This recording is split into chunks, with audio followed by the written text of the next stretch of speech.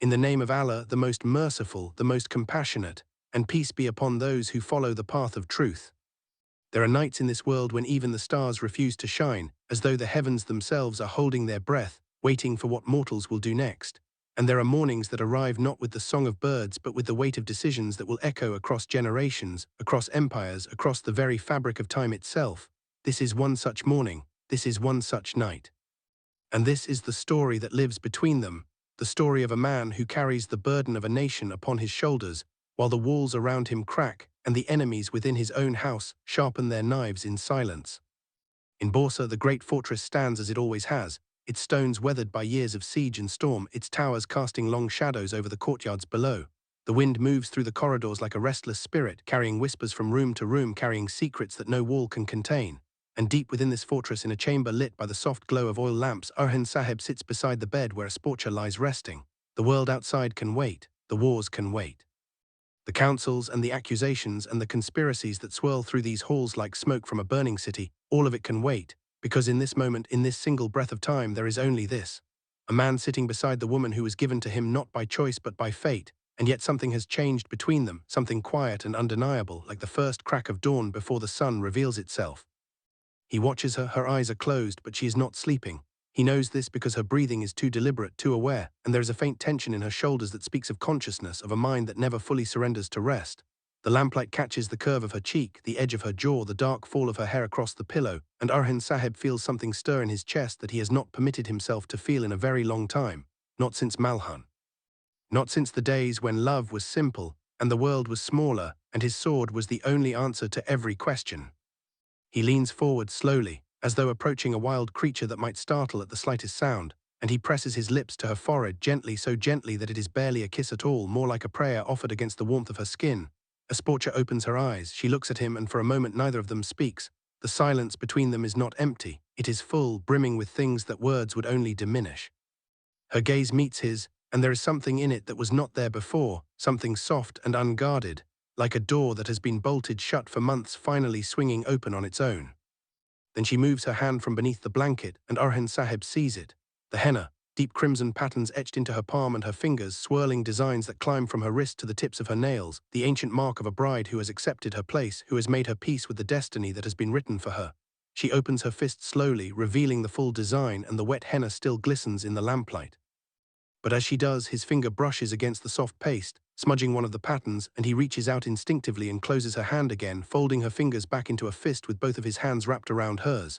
"Do not open it yet," he says quietly, his voice carrying the rough tenderness of a man who is not accustomed to gentleness but is learning it, word by word, touch by touch. "Let the henna darken, let it set properly." She nods, she tucks her hand back beneath the blanket, and for another moment they simply look at each other, and the world outside these walls does not exist. There is no empire, there is no war, there is no Shahanshah gathering his thousands. There is only this room and this light and this fragile thing growing between them like a vine climbing through the cracks of a fortress wall.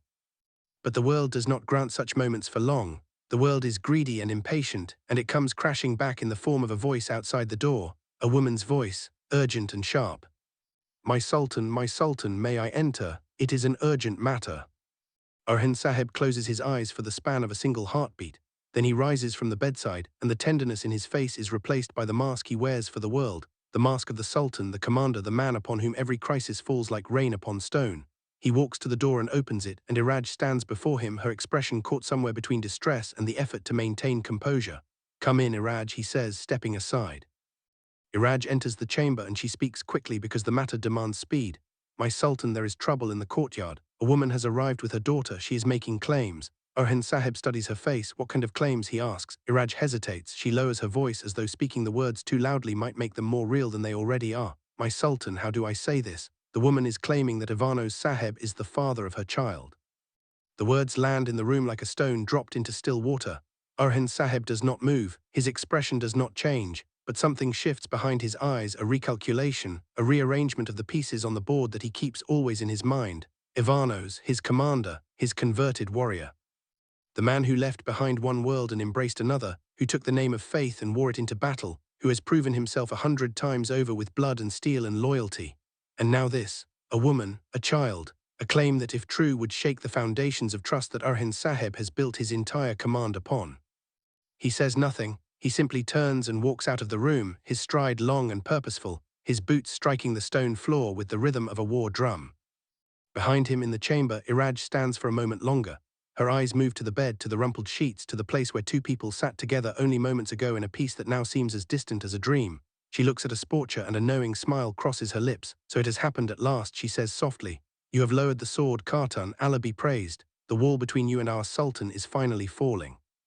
Asporça does not smile, she does not blush. She simply rises from the bed with the dignity of a woman who knows exactly who she is and what she has chosen. Come, Iraj, she says, let us go. And the two women leave the chamber together, walking into the storm that awaits them in the corridors beyond. But the storm has more than one front. Even as Orhan Sahib moves through the fortress toward the courtyard where the commotion grows louder with every passing moment, another scene is unfolding at the gates of Bursa. Fatima Khatun, the daughter of Malhun, the woman whose heart was broken by the very marriage that now blooms in the chamber she has fled, mounts her horse with the urgency of someone being pursued by her own grief. She does not look back at the fortress that holds her family, her memories, her entire life. She kicks her heels into the horse's flanks and rides through the gate, and the hoofbeats echo against the stone walls like the pounding of a desperate heart. And at the gate, watching her go, stand two figures who should not be there, Difne and Yakid.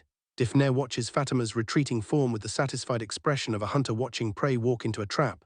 I did not think it would be this easy, she murmurs, her voice carrying the cold precision of a woman who has planned every step of this moment. Both of them are in our hands now. She turns to leave, already moving toward her horse, but Yakid grabs her arm. His grip is firm, and when she turns back to look at him, there is something in his eyes that she has not seen before, something that might be guilt, or might be the last remnants of a conscience that he has spent years trying to suffocate. Do not harm Fatima, he says. His voice is low, but there is steel in it, the kind of steel that bends before it breaks.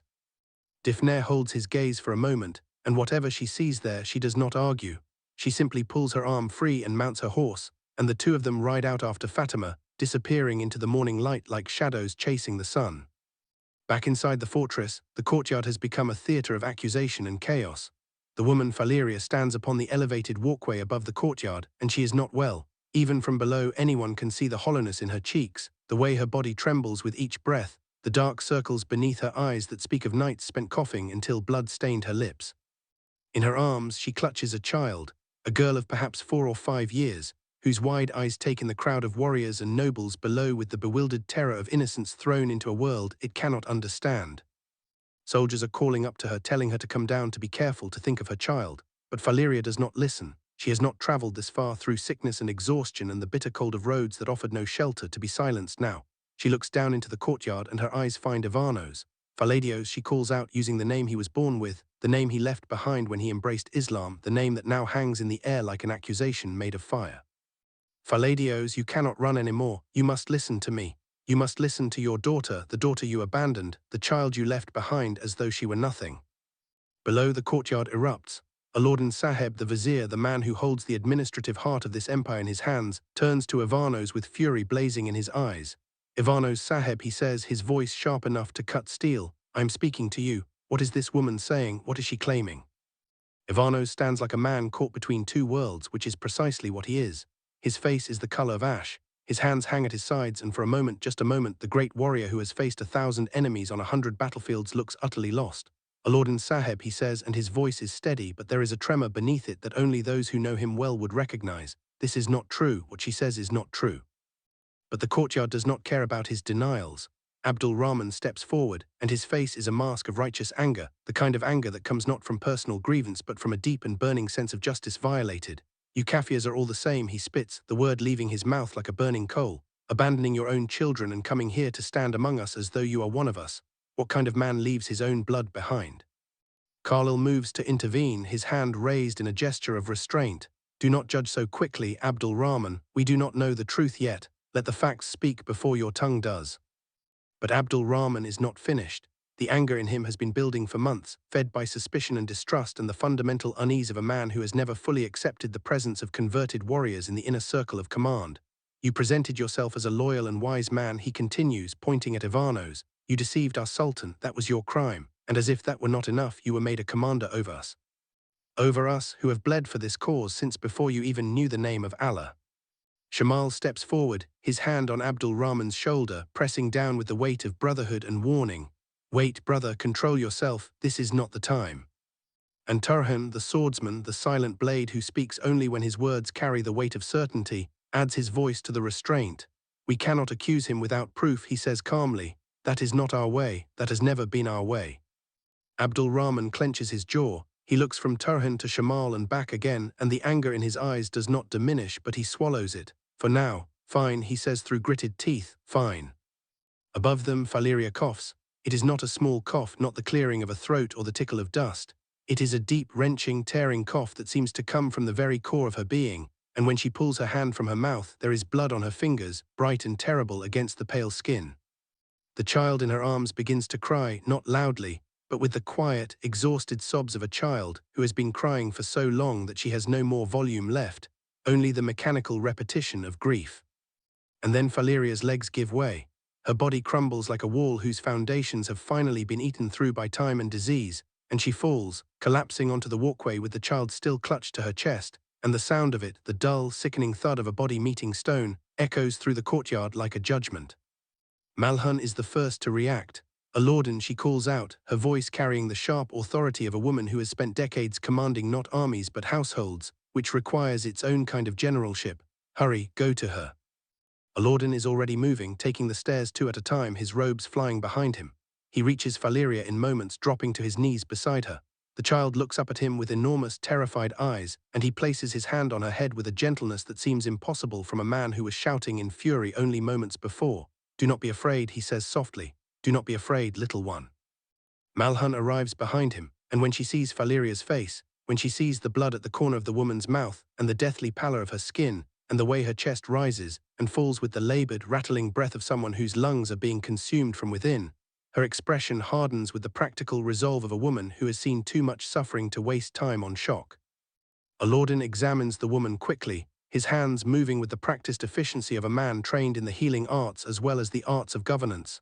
It is tuberculosis, he says, looking up at Malhun. Mother, she must be taken to the infirmary immediately. There is no time to waste.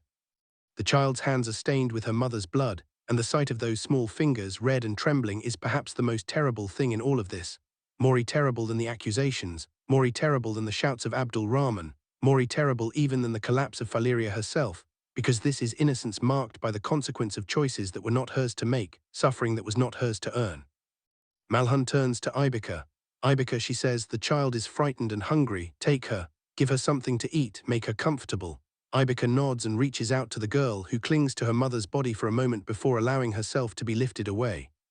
And as Ibika carries the child down the stairs, a group of women lift Valeria's unconscious body and carry her toward the infirmary, and the courtyard, which moments ago was filled with shouting and accusation, falls into a silence that is somehow worse. But Ivanos does not remain.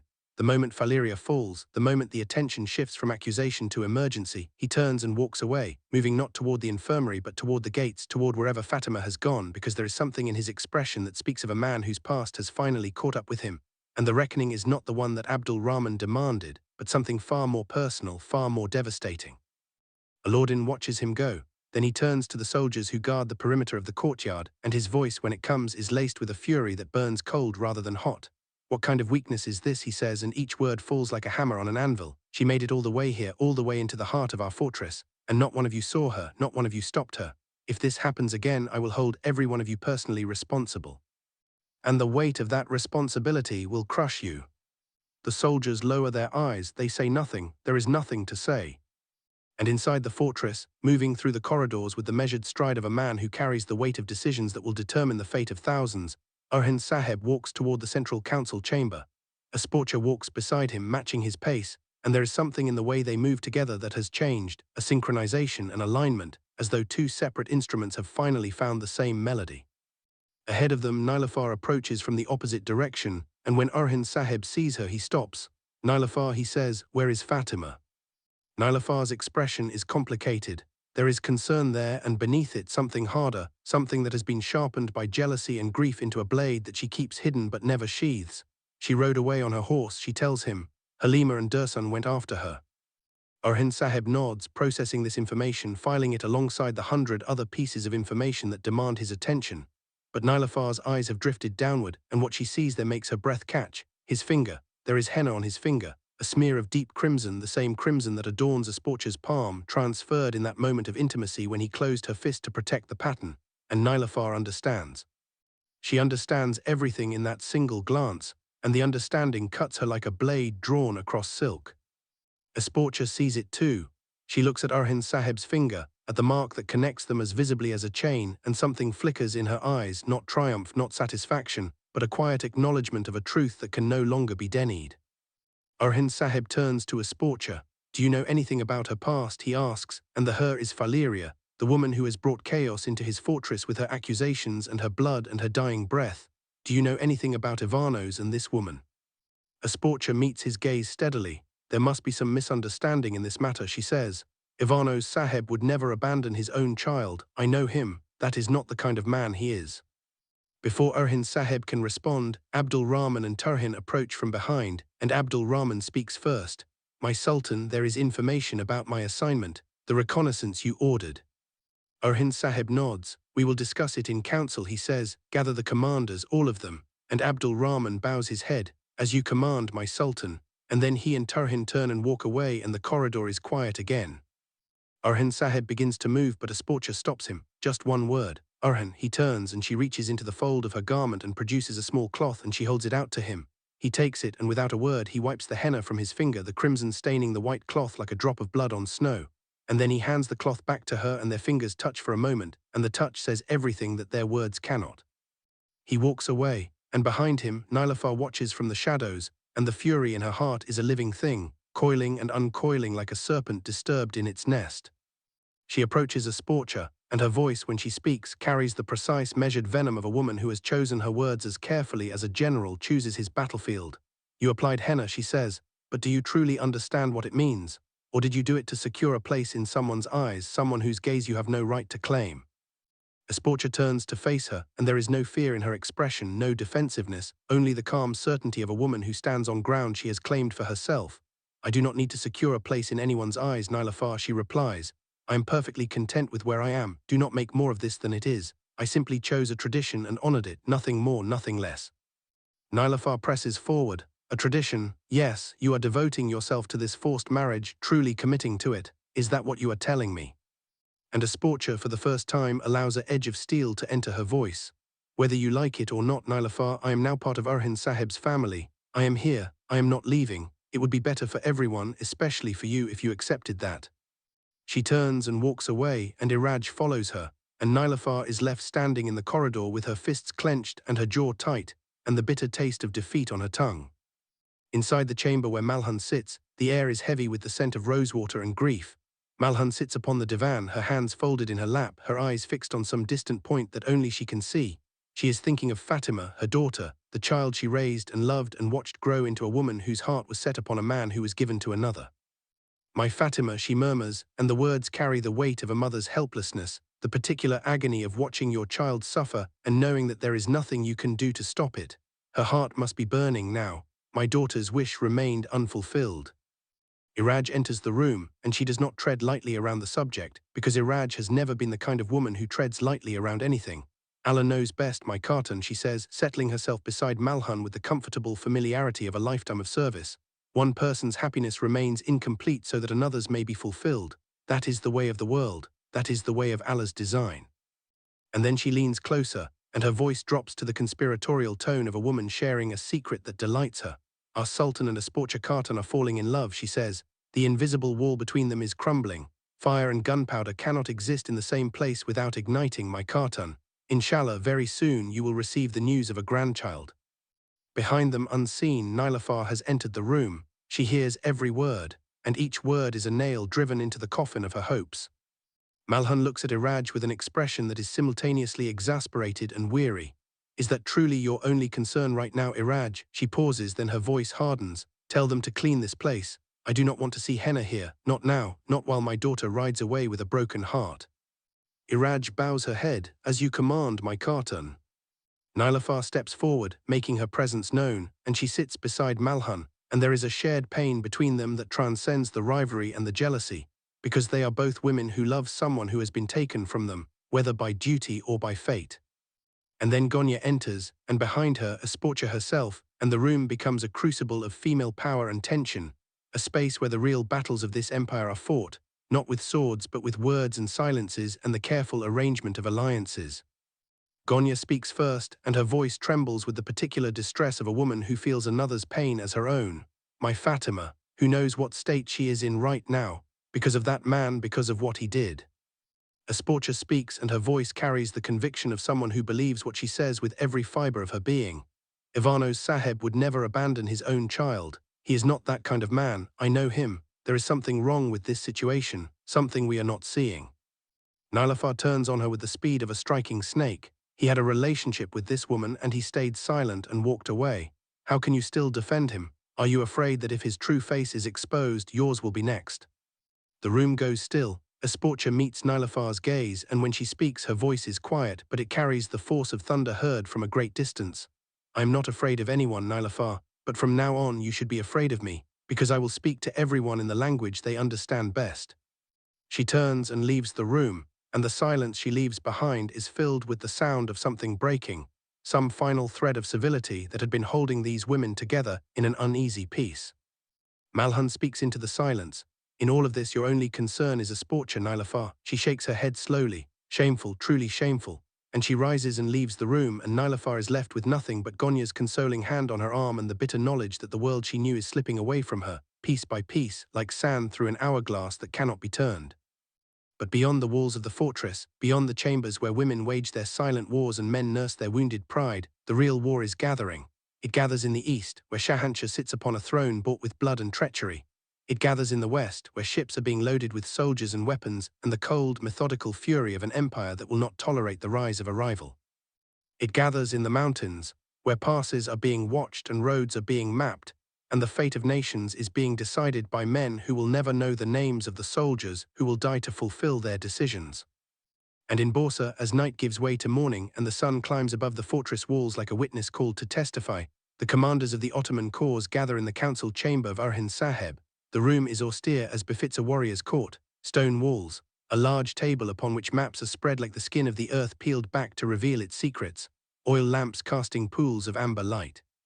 And around this table stand the men who will decide the next move in a game that has been playing out for generations. Orhan Saheb stands at the head of the table, and when he speaks, his voice fills the room not with volume but with authority, the kind of authority that comes not from the title a man holds but from the conviction that lives in his bones. The struggle for the throne has ended with the death of Shahanshah's grandfather, he begins. His war against Bulgaria is over. The new Shahanshah has no target now except us. His full attention, his full force, his full fury will be directed at our lands, our people, our future. He pauses, letting the weight of this settle over the room like a shadow. As for our objectives, he continues, they remain what they have always been. Iznik and Izmit, these two cities are the keys that will unlock the door to our destiny. But to succeed, we must sever their connection to Constantinople. We must cut the lifeline that feeds them, the supply routes and communication lines that tie them to the heart of the Byzantine Empire. Without Constantinople's support, Iznik and Izmit are cities without walls, fortresses without garrisons, prizes waiting to be claimed. Khalil nods, his weathered face illuminated by the lamplight. Our conquests in Ios and Samandar served exactly this purpose, my Sultan. Every territory we have taken has been a step toward isolating those two cities. Orhan Saheb acknowledges this with a slight inclination of his head, and the intelligence we have received confirms that Shahanshah understands this as well. He knows what we are doing, he knows why we are doing it, and he is preparing his response. Aladdin steps forward, and his voice carries the precision of a man who deals in facts and figures, who understands that wars are won not only by courage but by logistics, by supply lines, by the cold mathematics of men and material. Tell them, Abdul Rahman, tell them about the position. Abdul Rahman approaches the map and places his finger on a specific point. There is an area on our route toward the two fortresses, he says, tracing the line with his fingertip. This region, my vizier, this is where they will position their soldiers and their supplies. This is where they will try to block our advance. Tamir Boga leans forward, studying the map with the experienced eye of a man who has read terrain the way scholars read books. The Kezilcha mountain region, he says, identifying the area. Orhan Saheb nods. We will destroy this enemy force, he says, and the certainty in his voice is absolute, not the certainty of arrogance, but the certainty of a man who has calculated every possibility and prepared for each one. But we cannot do it by weakening the garrison here in Bursa. We will travel to the soldiers we stationed around Izmit, reinforce our numbers, and then advance on the Kezilcha mountains. That is the plan, that is the path. Aladdin speaks again, and this time his voice carries a note of warning. There is also news from Constantinople, my sultan. Shahanshah is gathering approximately 8,000 soldiers in these regions. 8,000. The number hangs in the air. 8,000 is not a number. It is a tsunami. It is an avalanche. It is the full weight of an empire brought to bear upon a single point, and every man in the room understands what it means. Khalil breaks the silence. 8,000, he repeats, and even his seasoned composure cannot entirely mask the gravity of his concern. If their sole target is us, they will fall upon us like a mountain of ice, my sultan, like a blizzard descending from the peaks. We will be buried before we can draw our swords. Tarhan speaks, and his voice is calm, the way steel is calm before it is drawn from its sheath. We must independently determine their routes, he says. We must know where they are moving, when they are moving, how they are moving. Intelligence is our greatest weapon in this. Without it, we are fighting blind. Shamal adds his voice to the assessment. This is the only way we can change the course of the battle, he says. Knowledge of their movements, knowledge of their plans. Without that, 8,000 is a number we cannot overcome with courage alone. And then Faki speaks, the scholar warrior whose mind operates on a plane that bridges the tactical and the divine. My sultan, he says, as you ordered, we have set traps on all the bridges that the enemy could use to reach our lands. Every crossing point is watched, every approach is monitored. Orhan Sahib raises his hand slightly, acknowledging the report but redirecting it. Those bridges are their paths after they cross our borders, he says. The critical question is this: what are their routes before they reach our borders? How will they get to us? The answer is clear. Shahanshah will not exhaust his army by marching them overland. He cannot afford the loss of energy, the attrition of long marches through difficult terrain. He will bring them by sea. He will load them onto ships and sail them to the closest point he can find. He leans over the map, and his finger traces the coastline like a prophet tracing the line of fate. By capturing Gemlik, we have already closed off that route. The only place they can land now, the only stretch of coast that remains open to them, is the area between Eski Hisar and the Malt Mountain region. That is where their ships will dock. That is where their soldiers will disembark. And that is why our eyes and ears must be fixed upon these shores. Every watchman, every scout, every spy we can spare must be stationed along this coast. If they land, we must know it before the salt water dries on their boots.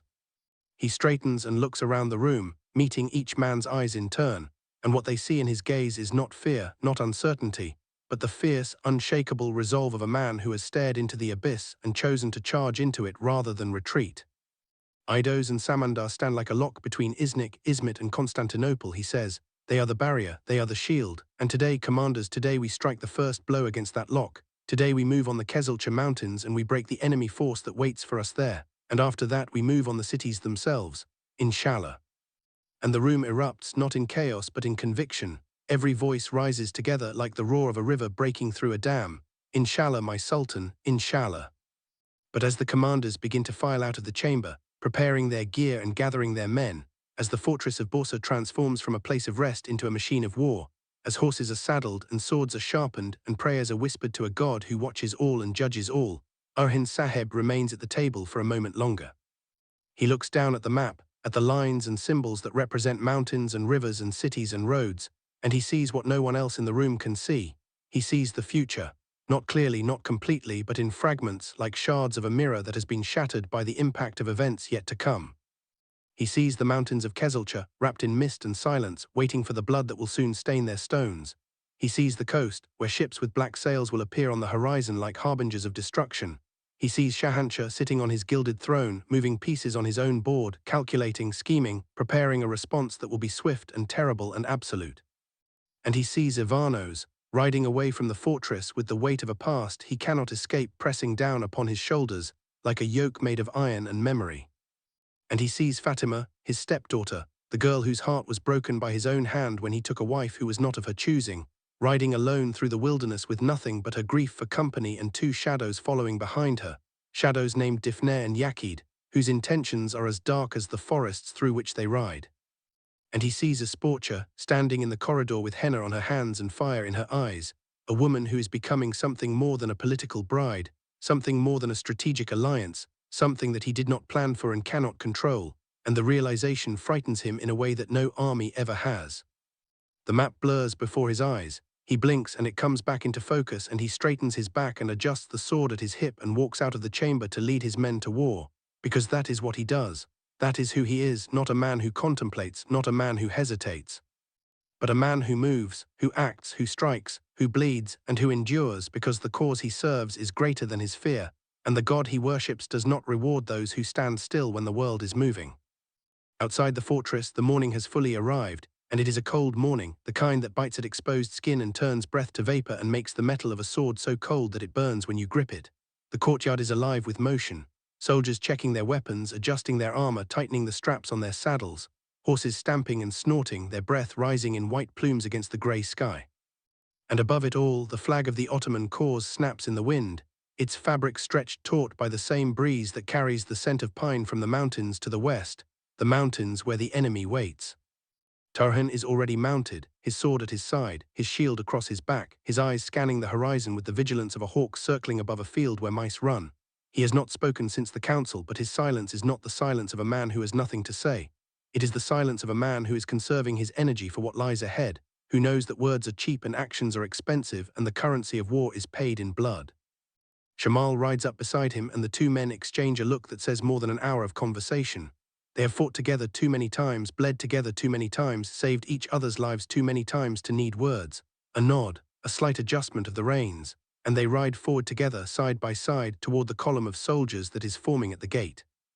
Abdul Rahman is there too, but the fire that burned in him during the confrontation with Ivanos has not dimmed. It has merely been redirected, channeled into the cold, focused intensity of a warrior preparing for battle.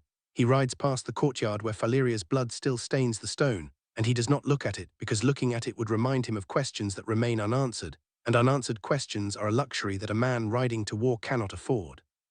Aladdin stands at the gate, watching the column form, and when Orhan Sahib approaches, the vizier falls into step beside him. The arrangements for the city's defense are in place, my sultan, he says. The garrison will hold. The walls are manned. The supplies are sufficient. Orhan Sahib nods but says nothing. He is already beyond this moment, already in the mountains, already facing the enemy, already calculating angles of attack and lines of retreat and the thousand small decisions that separate victory from defeat. He mounts his horse, and the animal beneath him, sensing its rider's intent, shifts its weight forward, eager to move, eager to run, eager to carry its master into the storm that awaits. And as the column moves out through the gates of Borsa, as the fortress walls fall away behind them and the road stretches before them like a ribbon laid across the skin of the earth, Orhan Sahib allows himself one final thought, not of war, not of strategy, not of the 8,000 soldiers that Shahanshah is gathering or the fortresses that must be taken or the coastlines that must be watched, but of a hand. A woman's hand with henna on its palm closing into a fist at his touch, and the warmth of her skin against his fingers, and the look in her eyes that said without words, I am here, I am with you, I am not going anywhere. He carries that thought with him as he rides toward the mountains. He carries it like a talisman, like a shield, like a prayer whispered into the wind that only God can hear. And the wind takes it and carries it upward, above the trees and the mountains and the clouds, into the vast silence of the sky, where the fate of empires is written in letters of light and shadow. The road to Kezelcha is not a gentle road. It winds through forests where the trees grow so thick that the sunlight cannot penetrate their canopy, where the ground is soft with centuries of fallen leaves and the air is heavy with the smell of damp earth and pine sap and the distant, unmistakable scent of smoke. Because somewhere ahead fires are burning, watchfires, campfires, the fires of an enemy that knows they are coming and is preparing to meet them with steel. Orhan Sahib rides at the head of the column, and his commanders ride behind him, and behind them ride the soldiers, the men who have sworn their lives to this cause, who have left their families and their farms and their trades to follow a man they believe in, a vision they trust, a God they serve with every breath they take. They ride in silence, because the forest demands silence, and because men riding to war learn quickly that words are wasted on the dead, and until the battle is over, any one of them might be counted among that number.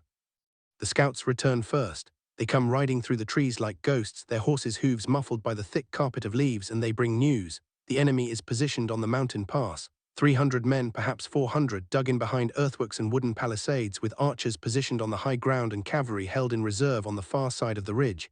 It is a strong position, a defensible position. The kind of position that a smaller force uses when it knows it is outnumbered and must rely on terrain to even the odds. But Orhan Sahib is not concerned with the odds. He has never been concerned with the odds. He has fought outnumbered before many times, and the scars on his body are a map of victories won against impossible numbers. He studies the scout's report, confers briefly with Tarhan and Shamal and Abdul Rahman, and then he issues his orders. Tarhan will take the vanguard.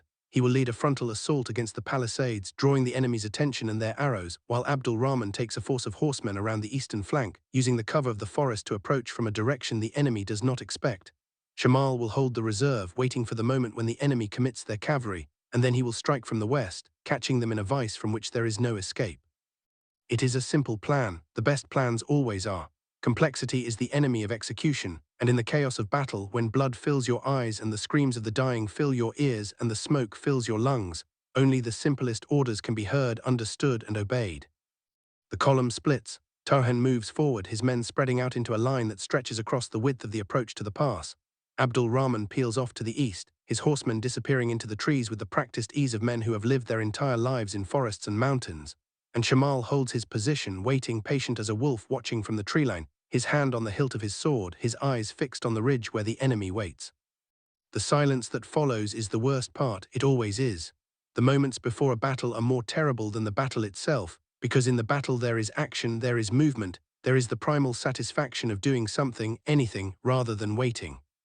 But in the silence there is only the mind, and the mind is a cruel companion in moments like these, because it shows you everything you stand to lose, every face you might never see again, every meal you might never eat, every sunrise you might never witness.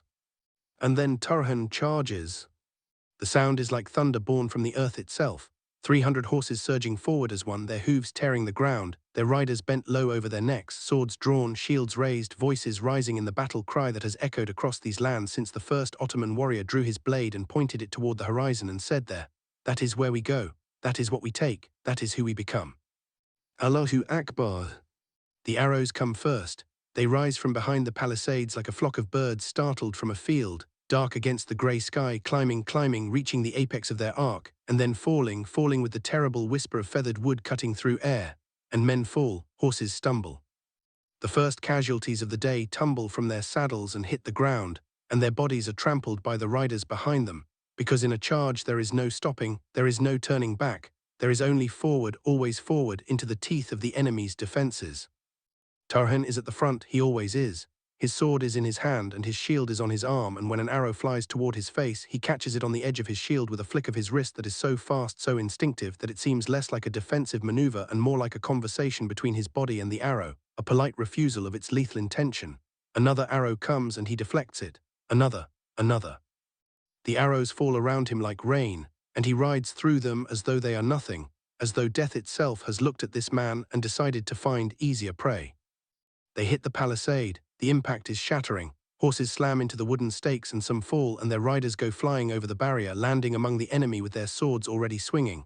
The defenders fight back with the desperate courage of men who know that retreat is not an option, that the mountain at their back is both their fortress and their prison.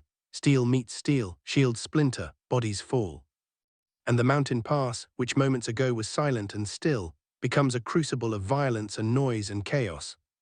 And then from the east, Abdul Rahman strikes. His horsemen burst from the forest like a wave breaking against a cliff, and they hit the enemy's flank with a force that is both physical and psychological. The defenders, who had been focused on Tarhan's frontal assault, suddenly find themselves attacked from a direction they did not anticipate, and the surprise is devastating. Men who were holding the line turn to face the new threat, and in turning, they expose their backs to Tarhan's men, and the disciplined defense begins to crumble like a wall undercut by floodwaters. Abdul Rahman fights with the fury of a man who has been carrying anger in his chest all day, anger at Ivano's, anger at the accusation, anger at the possibility that his trust has been betrayed. He channels all of it into his sword arm, and his blade moves in arcs of gleaming steel that leave trails of red in their wake. He does not fight elegantly, he fights effectively. Every stroke is a killing stroke, every movement is a step toward victory. And behind him, his men follow his example, because soldiers fight the way their commander fights, and Abdul Rahman fights like a storm. The enemy cavalry charges from the far side of the ridge, exactly as Orhan Sahib predicted they would, and exactly as planned. Shamal is waiting for them. He leads his reserve force out of concealment, and the two cavalry forces meet in the middle of the pass with a collision that shakes the very mountain beneath them. Horses rear and scream. Riders grapple with each other at close quarters, too close for swords, using daggers and fists and teeth and anything else that can cause harm. It is ugly. It is brutal. It is the reality of war stripped of all its romantic pretensions, reduced to its essential truth. Men killing men because other men told them to. But the tide is turning. Slowly, inexorably, the Ottoman forces gain ground. The enemy's position, which seemed so strong from a distance, is being dismantled piece by piece, palisade by palisade, soldier by soldier. And when the last pocket of resistance collapses, when the last enemy sword falls from a hand that can no longer grip it, the pass is silent again. But it is a different silence now, not the silence of anticipation, the silence of aftermath, the silence of a battlefield where the dead outnumber the living and the living are too exhausted to speak. Orhan Sahib rides forward through the pass, and he surveys the scene with eyes that have seen it 100 times before but have never grown accustomed to it. The bodies, the blood, the discarded weapons and the shattered shields and the horses lying on their sides with their legs still twitching. This is the cost, this is always the cost. And a man who forgets that cost, who begins to see battles as abstractions rather than slaughters, that man has no business leading soldiers into war. He finds Turhan cleaning his sword on the grass, methodical, unhurried, his face spattered with blood that is not his own. It is done, Turhan says simply. It is done, Orhan Sahib agrees, but the mountain pass was only the first lock on the door. Beyond it lie Iznik and Izmit, beyond them lies Constantinople, and beyond Constantinople lies a destiny that none of them can yet see clearly but all of them can feel, pulling at them like the tide pulls at the shore, relentless and inevitable. He dismounts and walks among his soldiers, and he speaks to them not as a sultan to his subjects but as a man to his brothers. He knows their names, he knows their stories, he asks about their wounds, he praises their courage, he mourns the fallen with them. And in doing this, in being present with them in this moment of blood and exhaustion, he earns something that no title can bestow and no crown can guarantee, their love. Night falls over the mountains, and the fires that the Ottoman soldiers light are not the fires of an enemy camp but the fires of victors, small and scattered across the mountainside like earthbound stars. And around these fires men eat and rest and tend their wounds and tell the stories that soldiers have always told, stories of close calls and lucky strikes and the comrade who saved your life and the enemy who almost took it.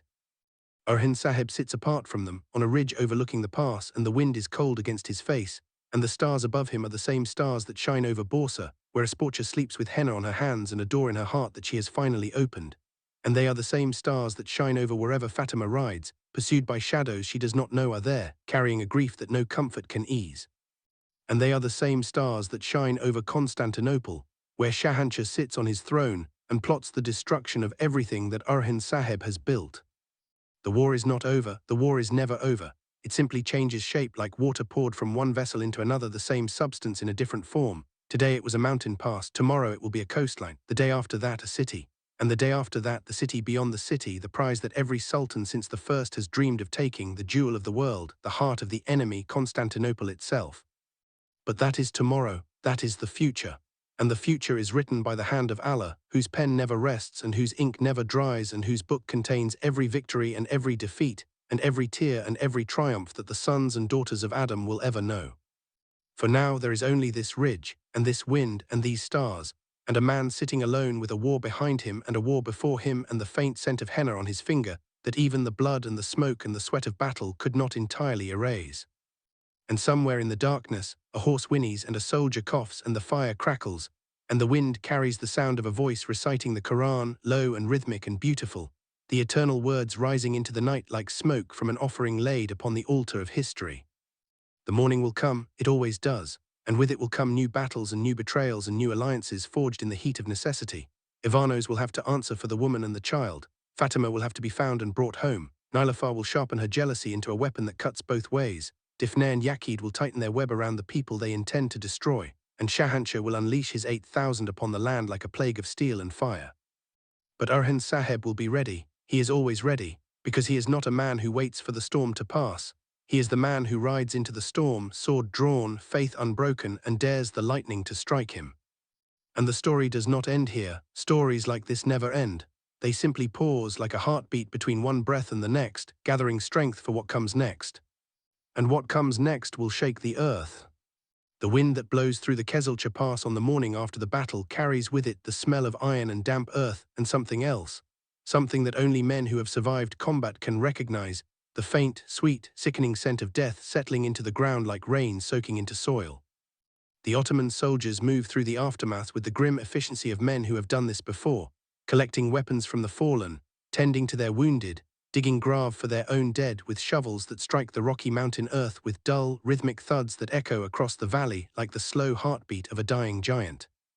Orhan Sahib stands at the edge of the ridge where he spent the night, and the sunrise paints the mountains in shades of gold and amber and deep crimson, as though the sky itself is bleeding in sympathy with the ground below. He has not slept. Sleep is a luxury that commanders cannot afford in enemy territory, and even though the pass has been taken, even though the enemy force that held it has been scattered and destroyed, the mountains around them are full of shadows, and shadows have a way of concealing threats that do not announce themselves until it is too late. Tarhan approaches from behind, his footsteps quiet on the loose stone, and he stands beside his sultan without speaking. The two men look out over the pass together, and the silence between them is the silence of understanding, the kind that exists only between men who have bled together enough times to know each other's thoughts without the cumbersome necessity of language. Finally, Tarhan speaks. The scouts have returned from the eastern approach, he says. His voice is low and steady, carrying the measured cadence of a man who delivers information the way a surgeon delivers a blade, precisely and without unnecessary flourish. There is movement on the coast. Ships have been sighted near the Eski Hisar shoreline. At least 12 vessels, perhaps more. They are anchored, not moving, waiting. Orhan Saheb does not react visibly. His jaw tightens by a fraction, a movement so small that only someone who has studied his face for years would notice it. Tarhan notices it. 12 vessels, Orhan Saheb repeats quietly. How many men does 12 vessels carry? If they are transport ships of the size our scouts described, Tarhan replies, each one carries between 300 and 500 soldiers, perhaps more if they are packed tight and the crossing is short. Orhan Saheb does the calculation in his head, and the number he arrives at is the same number that Aladdin spoke in the council chamber. 8,000, perhaps more. Shahanshah is not bluffing, he is not posturing. He is gathering the full might of Constantinople and pointing it at the Ottoman heartland like a spear aimed at the chest of a sleeping man. But Orhan Saheb is not sleeping, he has never been sleeping. Send word to Aladdin in Borsa, he says, tell him what the scouts have seen, tell him to reinforce the watchtowers along the coast between Eski Hisar and the Malt Mountain region. Every fishing village, every cove, every stretch of beach where a ship could land, I want eyes on it, day and night. And send a rider to Damir Khan at the Izmit garrison. Tell him to prepare his men. The storm is coming, and when it breaks, I want every sword we have ready to meet it. Tarhan nods. It will be done, my sultan. He turns to leave, but Orhan Saheb stops him with a word. Tarhan. The swordsman pauses and looks back. What news of Ivanos? Tarhan's expression does not change, but there is a flicker in his eyes, a momentary shadow that passes across them like a cloud moving across the face of the sun. He rode out during the night, my sultan, before the battle. He has not returned. His horse was seen heading south toward the old trade road that leads to the Byzantine border towns. Orhan Saheb absorbs this in silence. The betrayal he feared is not a betrayal of allegiance, but something far more complicated. A betrayal of honesty, a betrayal of trust, the kind that does not involve switching sides but involves hiding truths that should have been shared. And that in many ways is worse, because a man who turns his coat is at least honest about his dishonesty. A man who hides his past is a locked door in a house where every room must be open if the house is to stand. Find him, Orhan Saheb says. Bring him to me, not as a prisoner, not in chains, but bring him. I will hear his truth from his own lips, and then I will decide what that truth means. Tarhan places his fist over his heart in the gesture of obedience that is as old as the Ottoman cause itself, and then he is gone, moving down the slope with the fluid, silent grace of a man who was born to hunt, whether the prey is an enemy on a battlefield or a friend who has lost his way. The morning deepens, the sun climbs higher, and the Ottoman column reforms and begins its descent from the Kezilcha Mountains, heading north toward the garrison positions around Izmit, where fresh soldiers and fresh horses and fresh intelligence await them. The road is narrow and treacherous, winding through gorges where the rock walls rise on either side like the jaws of a trap waiting to close, and Orhan Saheb rides with his hand on his sword and his eyes moving constantly, reading the terrain the way a scholar reads scripture, searching for hidden meanings, for dangers concealed beneath the surface. Shamal rides beside him, and the older warrior's face bears the marks of yesterday's battle, a cut above his left eye that has been stitched closed with rough thread, a bruise across his cheekbone that has turned the color of a rotten plum, but his spirit is undiminished. Men like Shamal do not measure their lives in wounds received but in enemies defeated, and by that measure, yesterday was a very good day. My sultan, Shamal says, breaking the long silence, there is something I have been meaning to say about the matter with Ivanos. Speak, Orhan Saheb replies without turning his head. Abdul Rahman's anger is understandable, Shamal says carefully, choosing his words the way a man crossing a frozen river chooses his steps, but it is also dangerous. If we allow suspicion to divide our ranks, Shahanshah will not need 8,000 soldiers to defeat us, we will defeat ourselves. The convert warriors, the men who came to us from the other side, they watch everything we do. They listen to every word we say. And if they see that a man like Ivanos, who has given everything to this cause, who has bled for it and killed for it and risked his soul for it, if they see that he can be turned upon by his own brothers over an unproven accusation, then what message does that send? It tells them that they will never truly be one of us, that no matter how many battles they fight, no matter how many prayers they offer, they will always be outsiders. And if they believe that, my Sultan, some of them will leave. And the ones who do not leave will fight with divided hearts, and a soldier with a divided heart is worse than no soldier at all. Orhan Sahib rides in silence for a long time after Shamal finishes speaking. The gorge opens up ahead of them, revealing a broad valley where a river runs silver and cold through meadows of winter grass, and the sight of open ground after the claustrophobic confines of the mountain pass is like a breath of fresh air after being held underwater. You are right, Orhan Sahib says at last, and Abdul Rahman is also right. Both truths can exist at the same time, Shamal. A man can be loyal and still carry a secret that endangers everyone around him. The question is not whether Ivanos is a traitor. I do not believe he is. The question is what he is hiding and why he is hiding it and what damage the hiding has already done. He pauses, and when he speaks again, his voice is harder, carrying the edge of a man who has made a decision and will not be moved from it. But I will not allow the unity of this cause to be broken by rumors and accusations. When Ivanos is brought before me, I will hear him, and whatever the truth is, we will face it together as we face everything together, and after that the matter will be closed. Any man who opens it again without my permission will answer to me directly. Is that understood? Shamal bows his head. Perfectly understood, my Sultan. And the column moves on through the valley and across the river and into the forests beyond, where the road curves westward toward the coast and the garrisons that guard the approaches to Izmit. And with every mile they cover, the shadow of Shahanshah's fleet grows larger in Orhan Sahib's mind, a dark shape on the horizon of his thoughts, growing closer, growing more defined, growing more dangerous with every passing hour. But the danger that awaits Orhan Sahib is not only on the coast. It is also behind him in the fortress of Borsa, where the women wage their silent war and the sick woman lies in the infirmary with blood on her lips and a secret in her heart. And it is ahead of him, on the road where Fatima rides alone, unaware that she is being followed by two people whose intentions are as dark as the shadows they move through. Fatima Khatun rides with the desperate speed of a woman fleeing not from an enemy but from herself. Her horse, a sturdy chestnut mare with a white blaze on its forehead, carries her through the forest paths with sure-footed confidence, its hooves finding solid ground even where the trail disappears beneath fallen branches and tangled roots. Fatima does not know where she is going. She has no destination. She has only the need to move, to put distance between herself and the fortress, where her mother's pitying eyes and Asporça'n's steady presence, and her father's pragmatic decisions have created a world that she can no longer bear to inhabit.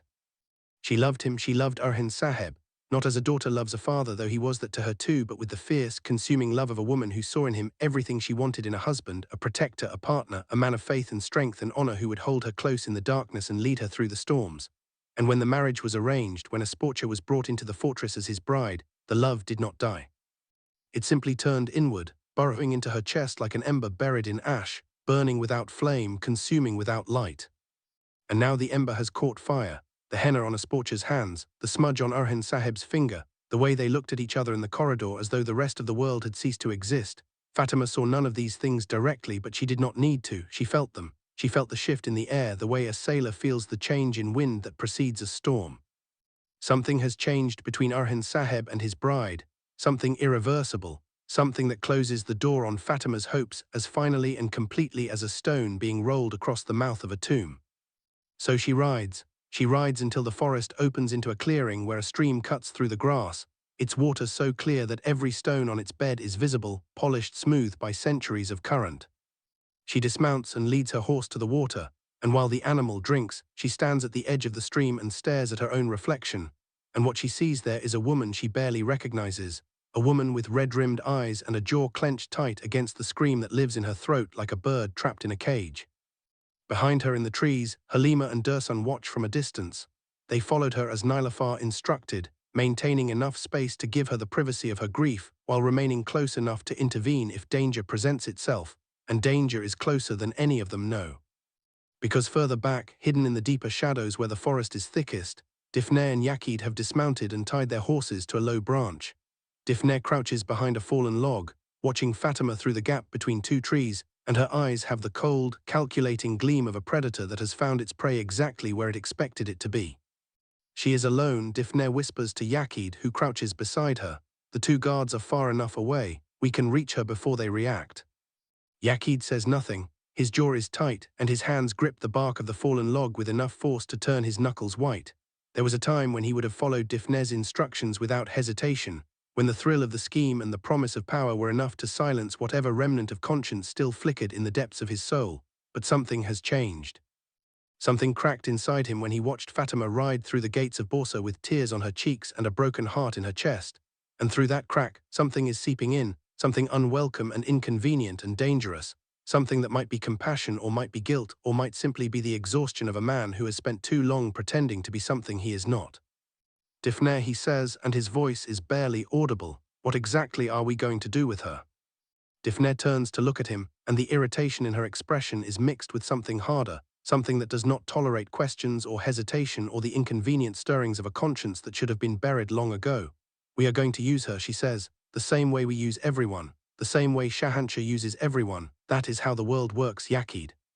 The strong use the weak, and the clever use the strong, and the only people who lose are the ones who are too foolish to understand which category they belong to. She does not harm her, Yakid repeats, and this time there is no question in his voice, only a statement, flat and hard and final. Difne studies him for a long moment, then she smiles, and the smile does not reach her eyes.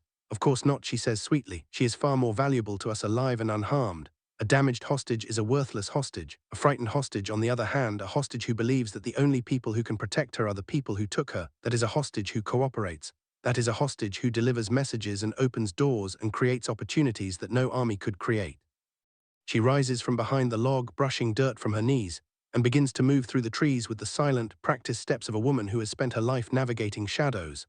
Yakid follows, because following is what he does, because he has been following Difne and her masters for so long that the habit has become as natural as breathing, and breaking a habit that deep requires a strength that he is not sure he possesses.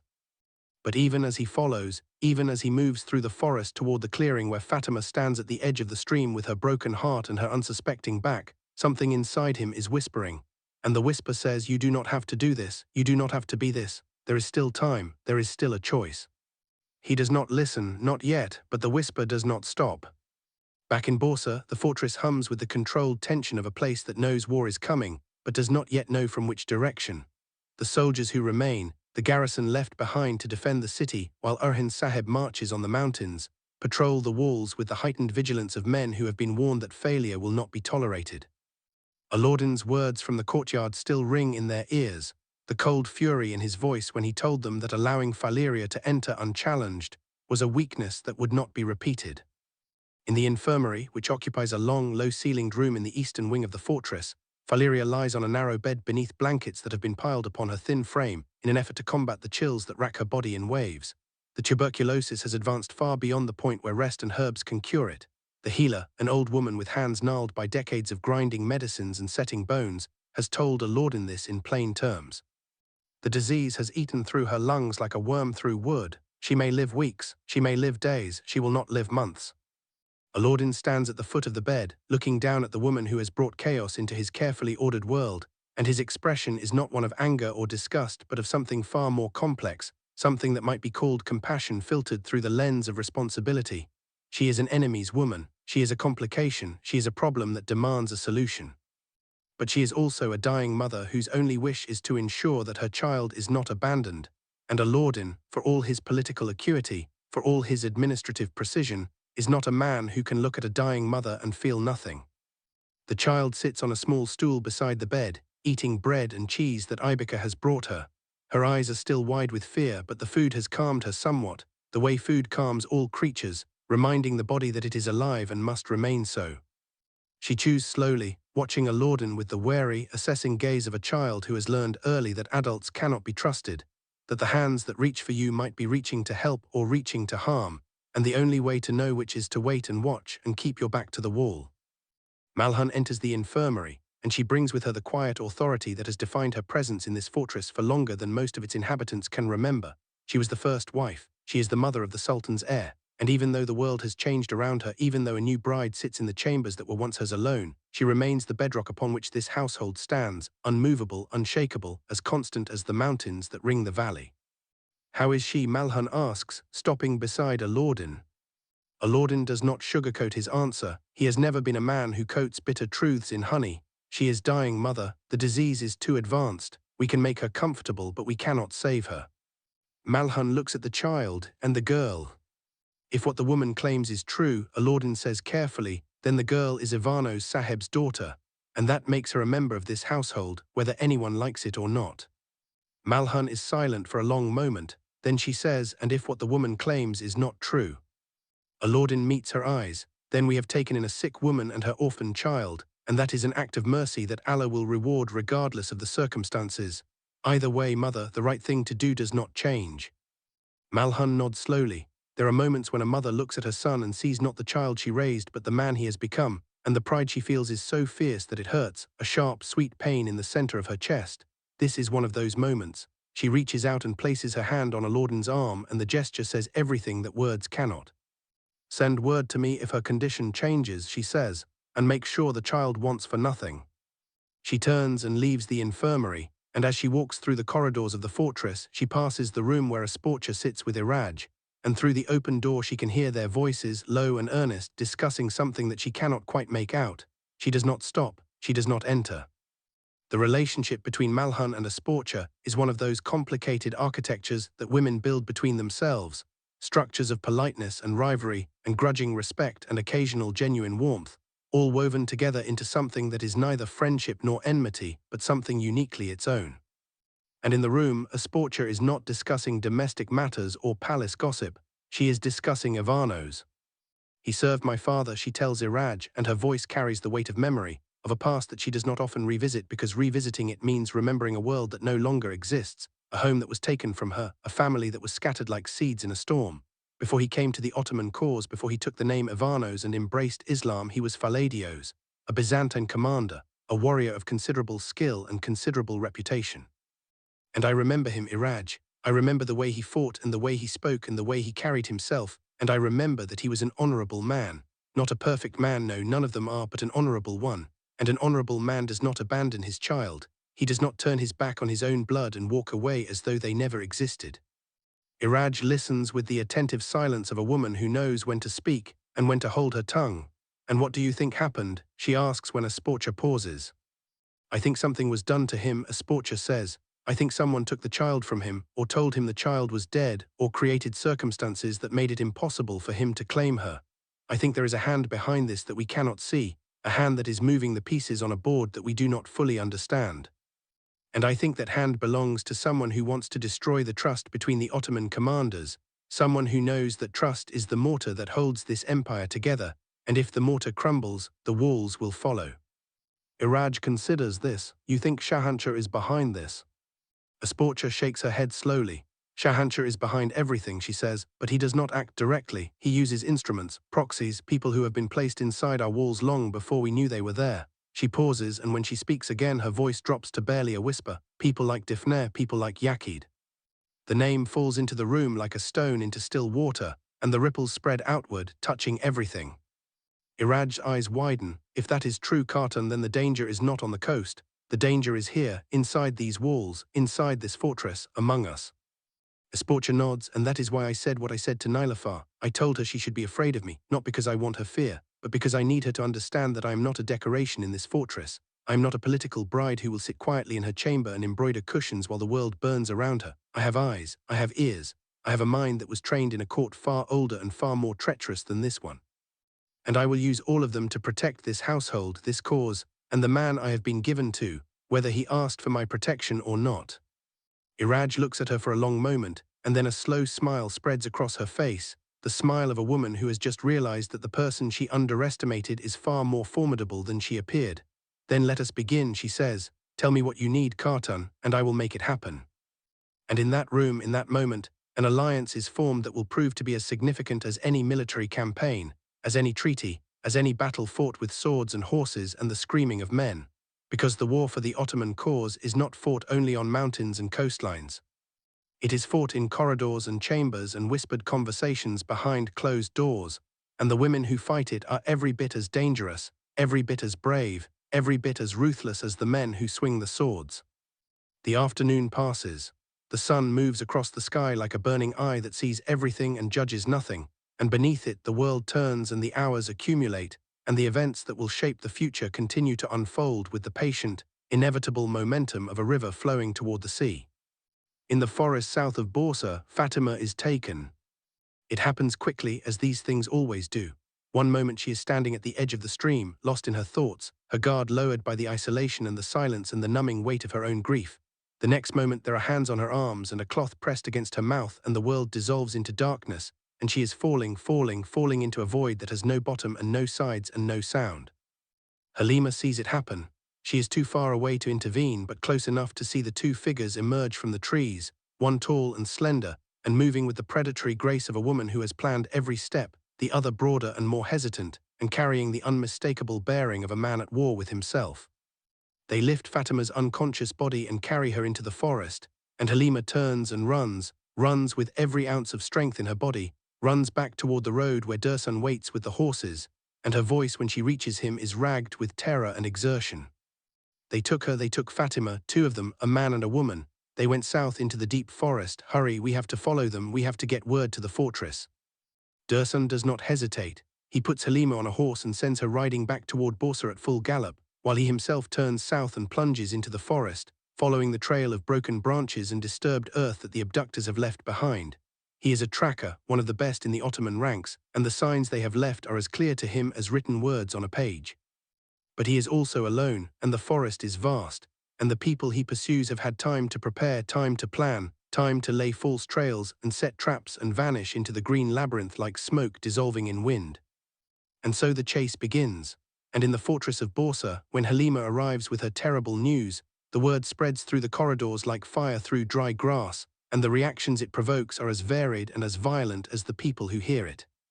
Malhun collapses, not physically, for she is too strong for that, too proud, too conditioned by decades of crisis to allow her body to betray her in front of others. But something inside her collapses, some internal structure that has been holding her upright through all the challenges and disappointments and heartbreaks of her life. And for a moment, just a moment, the woman who has been the pillar of this household is nothing more than a mother whose child has been taken from her. And the sound she makes, a low, keening moan that comes from somewhere deeper than her throat, somewhere deeper than her chest, from the very marrow of her bones. That sound is the most human and the most terrible thing that the walls of this fortress have ever heard. Nilüfer rushes to her side, and for the first time in weeks, the jealousy and the resentment and the bitter competition that have defined her relationship with the other women of the household are swept away by something larger, something more primal. Her sister is gone, taken, and nothing else matters. Mother, Nilüfer says, gripping Malhun's hands, Mother, we will find her. Orhan Sahib will find her. He will bring her back. He will not rest until she is safe. Malhun looks at Nilüfer, and the tears that she has been holding back since the day of the wedding, since the day her daughter's heart was broken, since the day the henna appeared on Asporça'n's hands, those tears finally fall, silent and unstoppable, tracking down her weathered cheeks like rivers carving channels through ancient stone. Who, she whispers, who would take my daughter, who would dare? And it is Asporça who answers. She stands in the doorway of the room, and her face is white with a fury that makes the anger she showed Nilüfer earlier seem like a candle compared to a forest fire. It was Difne, she says, and her voice cuts through the room like a blade. Difne and Yakid, I am certain of it. They were seen at the gate this morning watching Fatima leave. They followed her. This was planned, this was deliberate, and this is the work of Shahanshah. The room goes silent. Every eye turns to Asporça, and what they see in her face is not the political bride, not the foreign woman who was imposed upon their household by the requirements of alliance and strategy. What they see is a warrior, a woman whose blood runs with the same fire that forges swords, who has seen courts crumble and empires fall and knows exactly how the game is played because she was raised in the heart of it. Malhun stares at her, and for the first time something passes between the two women that has never passed between them before. Not warmth exactly, not affection, but recognition. The recognition of one strong woman looking at another and seeing, perhaps for the first time, not a rival but an ally. If what you say is true, Malhun says, her voice steadying, hardening, the tears drying on her cheeks as the steel returns to her spine, then we do not wait for Orhan Sahib. We do not sit in this fortress and wring our hands and pray. We act. Asporça nods. I have already sent Iraj to gather the intelligence we need. Difne has contacts in the merchant quarter, people who supply her with information and provide her with safe houses. If we can find those contacts, we can find Difne, and if we can find Difne, we can find Fatima. Nilüfer steps forward, and the jealousy that has consumed her for weeks is still there, burning in her chest, but it has been shoved aside, pushed into a corner by something more urgent, more immediate. She looks at Asporça, and the look she gives her is not friendly, not warm, but it is respectful, which is more than she has offered before. "What do you need from me?" she asks. And Asporça, meeting her gaze steadily, says, "I need your eyes in the fortress. Watch everyone, every servant, every guard, every merchant who enters these gates. Someone inside these walls is feeding Difne information. Someone told her when Fatima would leave and which direction she would ride. Find that person, Nilüfer, find them before they can do any more damage." Nilüfer nods once sharply, "Done." And in that moment, in that room, three women who have spent weeks circling each other like rival predators put aside their differences and unite around a single purpose: the rescue of Fatima, the exposure of the traitors within their walls, the protection of the household that all of them in their different ways have come to call home. The message reaches Orhan Sahib 2 days later, carried by a rider who has nearly killed his horse in the effort to reach the Sultan before the trail goes cold. The rider finds the Ottoman column camped in the foothills above the İznik plain, where the garrison forces have joined them, and the combined army now numbers nearly 2,000 men, a formidable force but still far short of the 8,000 that Shahanshah is assembling on the coast. Orhan Sahib is sitting with Tamia Boga and Khalil, reviewing the maps of the coastal approaches, when the rider bursts into the camp, his horse lathered and trembling, his own face streaked with dust and sweat. He dismounts and falls to one knee before the Sultan, and the words he speaks hit the assembled commanders like a volley of arrows fired at point-blank range. "My Sultan, Fatima Khatun, has been taken, abducted from the forest south of Bursa. The suspects are Difne and Yakid." The silence that follows is absolute. Every man in the tent stops moving, every breath is held, every eye turns to Orhan Sahib, and what they see in his face in that moment is something that none of them have ever seen before and none of them ever want to see again. It is not anger. Anger is too small a word, too contained, too civilized. What moves across Orhan Sahib's face is something older and darker and more primal, something that lives in the deepest part of a man's soul, the place where love and fury are forged together into a single, unbreakable alloy. His daughter has been taken. The child he raised, the girl who sat on his knee and laughed at his stories and looked at him with eyes full of trust and adoration, she has been taken by people he should have destroyed long ago, and the knowledge that he failed to protect her, that his focus on the war and the coast and the mountains allowed this to happen, that knowledge burns through him like molten iron poured into the hollow of his chest. He stands, the map table overturns, no one moves to write it. "Tarhin," he says, and his voice is quiet, the dangerous quiet of a man who has passed beyond shouting into the realm where words are weapons and every syllable carries the weight of a death sentence. "Take 50 men, the fastest riders, the best trackers, ride to Bursa, pick up the trail, and find my daughter." He pauses, and when he speaks again, each word is measured, deliberate, carved from stone and placed with the precision of a mason building a wall that will never fall. "If Difne resists, kill her. If Yakid resists, bring him to me alive. I have questions for him, questions that will be answered before I let him die." Tarhin does not salute, he does not bow. He simply turns and walks out of the tent, and within minutes the sound of hoofbeats fills the camp as 50 riders surge out of the Ottoman lines and head south at a gallop that will not slow until they reach Bursa or their horses collapse beneath them. Khalil approaches Orhan Sahib carefully, the way one approaches a wounded lion. "My Sultan," he says softly, "the coast, the ships, the 8,000, we cannot divide our attention."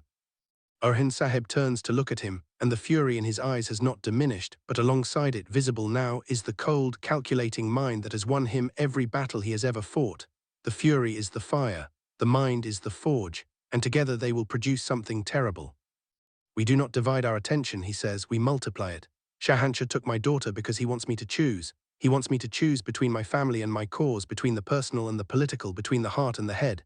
He thinks that I am like him, that I can only focus on one thing at a time, that forcing me to look south will blind me to the threat from the east. He is wrong." He looks around the tent, meeting each man's eyes in turn. Khalil, Tamia Boga, Shamal, Abdul Rahman, Damia Khan, Mustafa, the men who have followed him through fire and blood and the long, dark nights of doubt that come to every commander who carries the lives of others in his hands. "Tarhin will find Fatima," he says. "That is his mission, and I trust him with my life, with my daughter's life, with everything I have. Our mission is here, the coast, the ships, the 8,000. We will meet them when they land, and we will break them on the beaches, and we will send whatever survives crawling back to Constantinople with the message that this land belongs to us and that no force on earth, not 8,000, not 80,000, not all the armies of Christendom combined, will take it from us." He picks up his sword from the ground where it fell when the table overturned, and he holds it up, and the lamplight catches the blade and throws a line of golden fire across the ceiling of the tent. "In the name of Allah, the most merciful, the most compassionate," he says, "we ride at dawn." And every voice in the tent rises as one. "Allahu Akbar." And the night deepens around them and the fires burn low, and the stars wheel overhead in their ancient, indifferent patterns, and somewhere in the forest to the south, a young woman lies unconscious in the arms of her captors, and somewhere on the coast to the east, a fleet of ships rides at anchor on the dark water, waiting for the order to disgorge its cargo of death upon the shore. And somewhere in the fortress of Borsa, 3 women sit together in a room lit by a single lamp, planning their own campaign with the same intensity and the same ruthlessness as any general in any war council in the history of the world. And the war is not over. The war is only beginning. Because this is not a story about a single battle or a single victory or a single defeat. This is a story about the making of an empire, and empires are not made in a day or a year or a lifetime.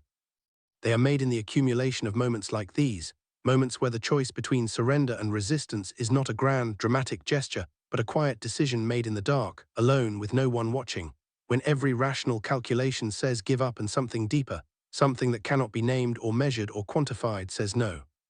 Not yet. Not ever.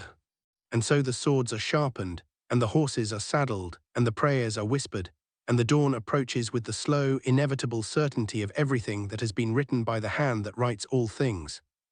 And Orhan Sahib rides toward it as he has always ridden toward it, with his faith before him and his sword beside him and the memory of henna on his finger, and the weight of an empire on his shoulders, and the sound of his daughter's name echoing in his heart like a war drum that will not stop beating until she is home.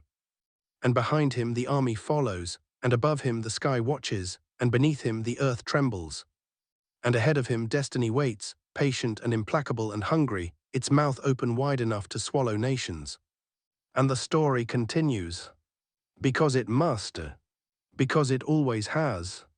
Because the pen of God never lifts from the page, and the page has no end, and the ink is the color of blood and starlight, and the tears of mothers and the laughter of children, and the silence that comes after battle when the only sound is the wind moving through the grass where the fallen lie, their eyes open to a sky they can no longer see. And in that silence, if you listen carefully, you can hear it. The next chapter, already beginning. The dawn that breaks over the Izmit plain is the color of a bruise, purple and yellow, and streaked with veins of red that spread across the horizon like cracks in the surface of the world itself. The wind comes from the east, carrying with it the salt smell of the sea and something else, something metallic and sharp, the scent of ships and iron and the sweat of thousands of men packed into wooden hulls, waiting for the order that will unleash them upon a shore they have been told belongs to their emperor but which has been claimed by another, a man who kneels in prayer before every battle and rises from his knees with the certainty that God walks beside him. Orhan Sahib finishes his Fajr prayer on the ridge above the camp, his forehead touching the cold ground one final time before he rises and turns to face the east, where the sea lies hidden beyond the rolling hills and the dark line of forest that separates the plain from the coast.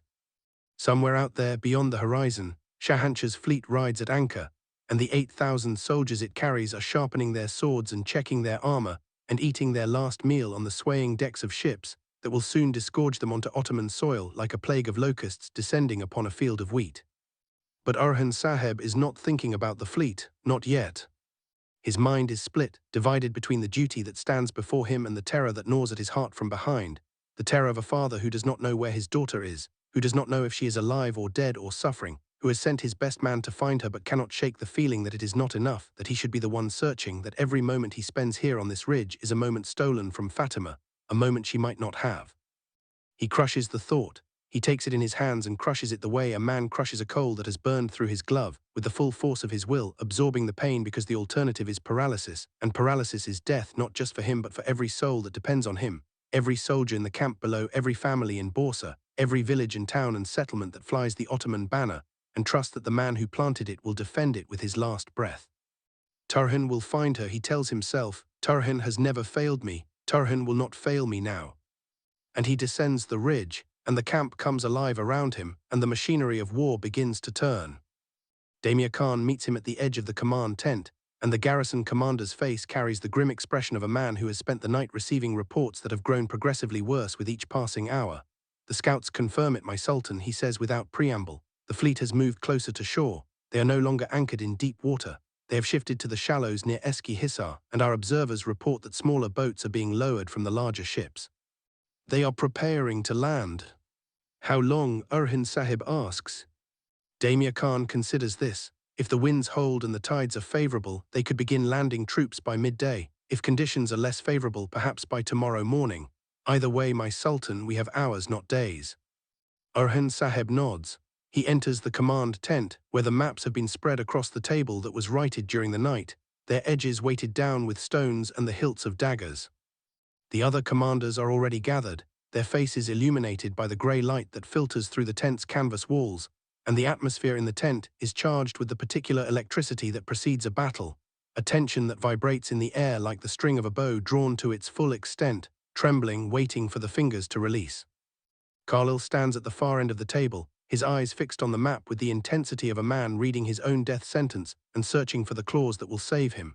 The coastline between Eski Hisar and Malt is approximately 3 leagues long, he says, tracing the line with his finger. The terrain is mixed, sandy beaches in some sections, rocky shallows in others. The most likely landing points are here, here, and here, where the beach is wide enough for boats to ground and deep enough for larger ships to approach within rowing distance. Shamal leans forward. If they land at all 3 points simultaneously, we cannot defend them all. Our force of 2,000 against their 8,000, even with the advantage of terrain, the numbers are against us. Abdul Rahman speaks, and the fire that burned in him during the confrontation with Ivanos has been transformed, alchemized by the passage of days and the imminence of battle into something purer and more focused, a white-hot point of martial determination that has burned away the personal grievance and left only the warrior. Then we do not defend, he says, we attack. We hit them while they are landing, while they are vulnerable, while they are stepping off their boats into water that reaches their waists and their armor drags them down and their formations are scattered across the surf. That is when an army is weakest, in the transition between ship and shore. That is when we strike. Orhan Saheb listens to all of this, absorbing it, processing it, fitting each piece of information and each tactical suggestion into the larger picture that only he can see, the picture that encompasses not just this battle but every battle that will follow it, not just this coastline but every territory that remains to be conquered, not just this moment but every moment that stretches from now into a future that he may not live to see but is determined to shape. Abdul Rahman is right, he says at last. We do not wait for them to land and form up and march inland. We meet them on the beach, but we do it intelligently. We do not throw our 2,000 against their 8,000 in a frontal assault. That would be courage without wisdom, and courage without wisdom is just a faster way to die. He leans over the map, and his finger moves across the coastline with the precision of a general who has studied terrain the way poets study language, finding meaning in every contour, every elevation, every shadow. Here, he says, pressing his finger against a point on the map where the coastline curves inward, forming a shallow bay flanked by rocky headlands on either side. This is where they will try to land their main force. The bay is sheltered from the wind, the water is deep enough for their transports, and the beach is wide enough for a rapid disembarkation. If I were Shahanshah's commander, this is where I would put my men ashore. He looks up, and this is where we will be waiting for them. He straightens and begins to outline his plan, and the tent falls silent as the commanders listen, because when Orhan Saheb speaks strategy, every word matters, every pause is deliberate, and every detail has been considered from every possible angle. Jamal, you will take 500 men and position them on the eastern headland above the bay. You will be invisible from the beach. You will not move, you will not make a sound, you will not show yourselves until I give the signal. Your purpose is to rain arrows down on the landing force from above. Every archer you have, every bow, every quiver, I want them on that headland. And when the signal comes, I want the sky to turn black with arrows. I want the sand to become a forest of shafts. I want every man stepping off those boats to feel as though he has walked into the mouth of hell. Shamal nods, his jaw set, his eyes burning with the anticipation of a man who has spent his entire life preparing for moments exactly like this. Abdul Rahman, you will take 300 cavalry and conceal them in the tree line behind the western beach. The secondary landing point is here, a quarter league west of the bay. They will send a smaller force there, perhaps 1,000 men, to establish a foothold and threaten our flank. When they are halfway between the waterline and the tree line, when they are committed and cannot retreat to their boats, you will charge, hit them hard, hit them fast. Do not give them time to form a shield wall. Do not give them time to think. Drive them into the sea or drive them into the ground, but do not let a single one of them establish a position on that beach. Abdul Rahman's response is a single word, spoken with the quiet intensity of a drawn blade: done. Damir Khan, you will hold the garrison at Izmit in reserve. If the enemy manages to land a force that breaks through our lines, you will be the wall that stops them from advancing inland. Position your men on the high ground above the coastal road. Block every approach. If they get past us, they must not get past you. The cities behind us, the people behind us, they are counting on that wall to hold. Damir Khan places his fist over his heart. It will hold, my Sultan. On my life it will hold. Khalil Orhan Sahib continues, and his voice softens slightly because Khalil is not just his advisor but his friend, the man who has stood beside him through every crisis, every triumph, every failure, the man who has told him truths that no one else had the courage to speak. You will remain with me. We will take the main force, 800 men, and position them in the center, directly behind the bay beach, hidden in the dunes. When Shamal's arrows have done their work, when the landing force is in chaos, we will charge, and we will not stop until every enemy soldier on that beach is dead or has surrendered. He pauses, and the weight of what he is about to say settles over the tent like a physical force. This battle will not be like the mountains, he says. In the mountains, we fought a few hundred men in a fixed position. Here we fight thousands in open terrain with the sea at their backs and desperation in their hearts. Men fight hardest when they have nowhere to retreat. Remember that. Do not expect them to break easily. Do not expect them to run. They will fight to the last, because they have no choice, and we must be prepared to match their desperation with our resolve. He looks around the tent one final time. Bismillah, he says, in the name of God, we move now. The camp dissolves. It happens with the speed and efficiency of an army that has done this 100 times.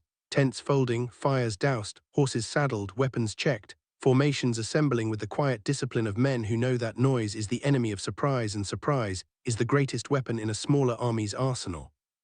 Within an hour, the ridge where Orhan Sahib prayed at dawn is empty, and the Ottoman force is moving east, toward the coast, toward the beaches, toward the battle that will determine whether this stretch of shoreline remains Ottoman or falls into the hands of an empire that has ruled these lands for 1,000 years and will not surrender them without extracting a price measured in rivers of blood. The march is fast. Orhan Sahib sets a pace that pushes the horses to the edge of their endurance, because every hour that passes is an hour in which the enemy fleet moves closer to shore, an hour in which boats are lowered and soldiers are loaded, and the mathematical disadvantage that the Ottomans face grows larger and more unforgiving.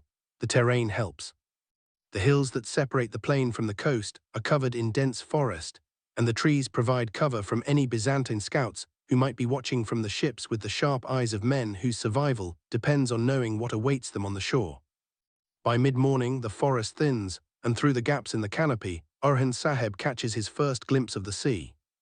It stretches to the horizon, vast and grey and indifferent, its surface broken by the dark shapes of ships that seem to multiply as he watches, one becoming two, two becoming five, five becoming a dozen, until the bay below him is crowded with vessels of every size, from massive transport galleys with banks of oars to smaller, faster scout ships that dart between the larger vessels like dogs herding cattle.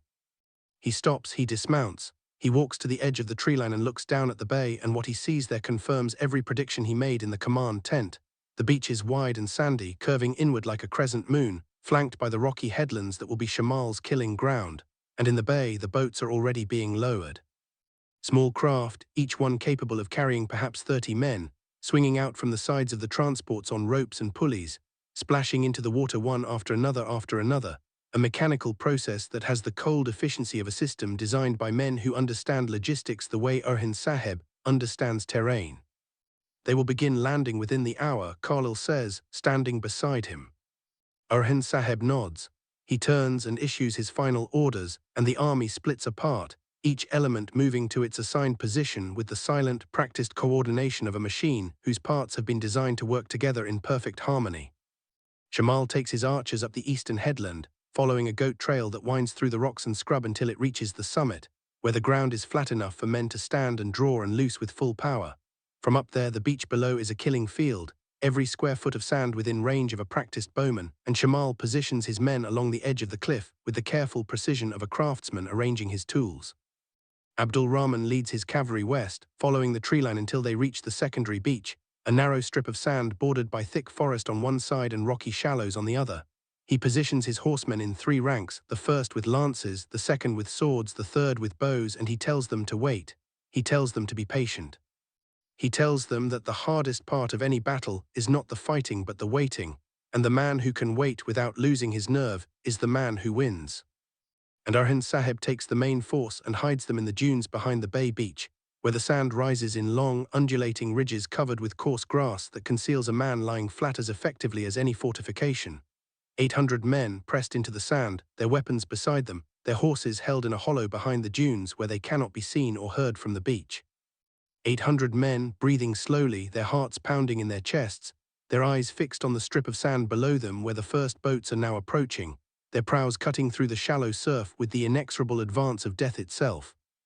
The first boat grounds on the sand with a sound like a giant's fist striking a table. The ramp drops, and soldiers begin to pour out, splashing into the knee-deep water, their shields raised against threats they cannot yet see, their swords drawn, their formation tight and disciplined, and exactly what Orhan Sahib expected from men trained in the Byzantine military tradition.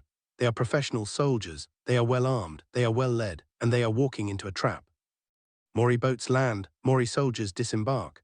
The beach begins to fill with men and equipment, crates of supplies, bundles of arrows, portable fortifications, all the logistical apparatus of an invasion force that expects to stay for a long time.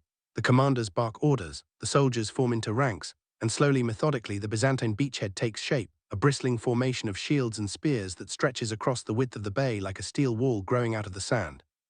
Orhan Sahib watches from the dunes, he counts, he calculates, he waits. 1,000, 1,500, 2,000. They keep coming, boat after boat, load after load, the beach growing more crowded with every passing minute. And still Orhan Sahib waits because the trap is not yet ready to spring, because there are still soldiers on the boats, still men in the water, still a connection between the beach and the fleet that allows reinforcement and retreat, and a trap that allows its prey to escape is not a trap at all but merely an inconvenience. 3,000, 3,500. Khalil, lying in the sand beside him, whispers, "My Sultan, if we wait much longer we will be outnumbered 3-1. Orhan Sahib does not take his eyes off the beach. "We are already outnumbered 3-1, he replies quietly. "In an hour we will be outnumbered 4-1. The question is not the numbers, Khalil, the question is the moment, and the moment is not yet here." He watches, he reads the beach the way a scholar reads a text, searching for the critical passage, the turning point, the sentence upon which everything hinges, and then he sees it. The Byzantine commander, a tall man in gilded armor who has been directing the landing from the waterline, raises his arm and signals to the fleet, and in response, the boats that have been ferrying soldiers back and forth between the ships and the shore begin to pull back, rowing out toward the transports to collect the next wave of troops. The beach is suddenly isolated. The connection between the landing force and the fleet is severed, if only temporarily, a gap of perhaps 20 minutes before the boats return with reinforcements. 20 minutes, it is enough. Now Orhan Sahib says. The signal goes up.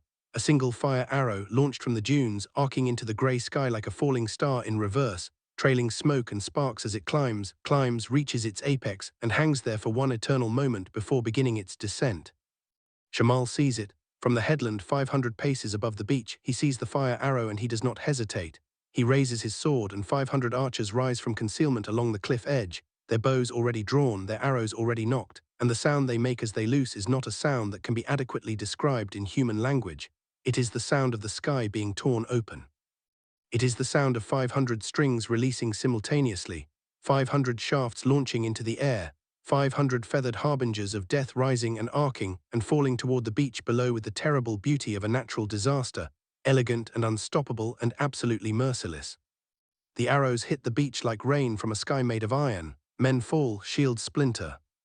The neat formation that the Byzantine commander has spent the last hour constructing shatters like glass struck by a hammer, and the screams that rise from the sand are the screams of men who did not expect death to come from above, who were watching the treeline and the dunes for threats and never once looked up, never once considered that the cliffs they had dismissed as impassable might be the perch from which their destruction would be launched. A second volley, a third. The arrows fall in waves, each wave tighter and more concentrated than the last, as Shamal's archers find their range and their rhythm, the mechanical, deadly cadence of trained bowmen who have practiced this exact scenario 1,000 times and could do it in their sleep. The beach becomes a charnel ground, bodies pile upon bodies, the sand turns dark with blood. And the Byzantine soldiers, those who are still standing, those whose shields have held and whose luck has not yet run out, scramble for cover that does not exist on an open beach, pressing against the boats that brought them, huddling behind the crates and bundles of supplies, anything that might stop the relentless rain of death that pours from the sky. And then Orhan Sahib charges. He rises from the dunes like a figure from legend, his sword in his hand, his cloak streaming behind him, his voice cutting through the chaos with the force of a thunderclap. Allahu Akbar. And 800 men rise with him, bursting from concealment like a wave breaking over a seawall, pouring down the dunes onto the beach in a torrent of steel and fury, and the terrifying momentum of an army that has been coiled and compressed and held in check for hours, and is now released with all the pent-up energy of a spring that has been wound to its breaking point. They hit the Byzantine line before the survivors of the arrow storm can reform. The impact is catastrophic. The Ottoman cavalry crashes into the disordered mass of enemy soldiers, with a force that sends men flying, that drives holes through the formation like a battering ram driven through a rotten door. Orhan Sahib is at the center of it, his sword moving in the terrible, beautiful arcs of a master swordsman, each stroke precise, each stroke lethal, each stroke carrying the weight of everything he is fighting for, his land, his people, his God, his daughter, the future that he can feel pressing against the present like a child pressing against the walls of the womb, desperate to be born. Khalil fights beside him, the older warrior's blade less flashy but no less deadly, a workman's sword wielded with a workman's efficiency, every movement economical, every cut delivered with the minimum force necessary to kill, because Khalil knows that energy wasted is energy unavailable when you need it most, and in a battle this size, endurance is as important as skill. The Byzantine commander rallies his men. He is brave, this gilded officer, brave and competent and determined, and under his direction the shattered formation begins to coalesce, the scattered soldiers finding each other and forming into knots of resistance, shield walls within shield walls, islands of discipline in a sea of chaos. They lock their shields and set their spears and they push back, inch by inch, foot by foot, driven by the primal imperative of men who have nowhere to retreat but the sea, and would rather die on sand than drown in salt water. And the battle becomes a grinding, brutal affair, the kind of battle that is not decided by a single charge or a single stroke, but by the accumulation of 1,000 small violences, a cut here, a thrust there, a man going down with a spear through his thigh, another falling with an arrow in his shoulder, the slow, steady attrition of bodies and blood, and the will to continue fighting when every muscle screams for rest and every nerve cries out for mercy. On the western beach, Abdul Rahman strikes. He has been waiting as he was ordered, watching through the trees as a Byzantine force of perhaps 1,000 soldiers wades ashore on the narrow strip of sand. They come in good order, their shields interlocked, their advance steady and disciplined, but they are halfway between the waterline and the tree line, committed and exposed, when Abdul Rahman raises his sword and 300 cavalry burst from the forest like a river breaking through a dam. The charge is devastating.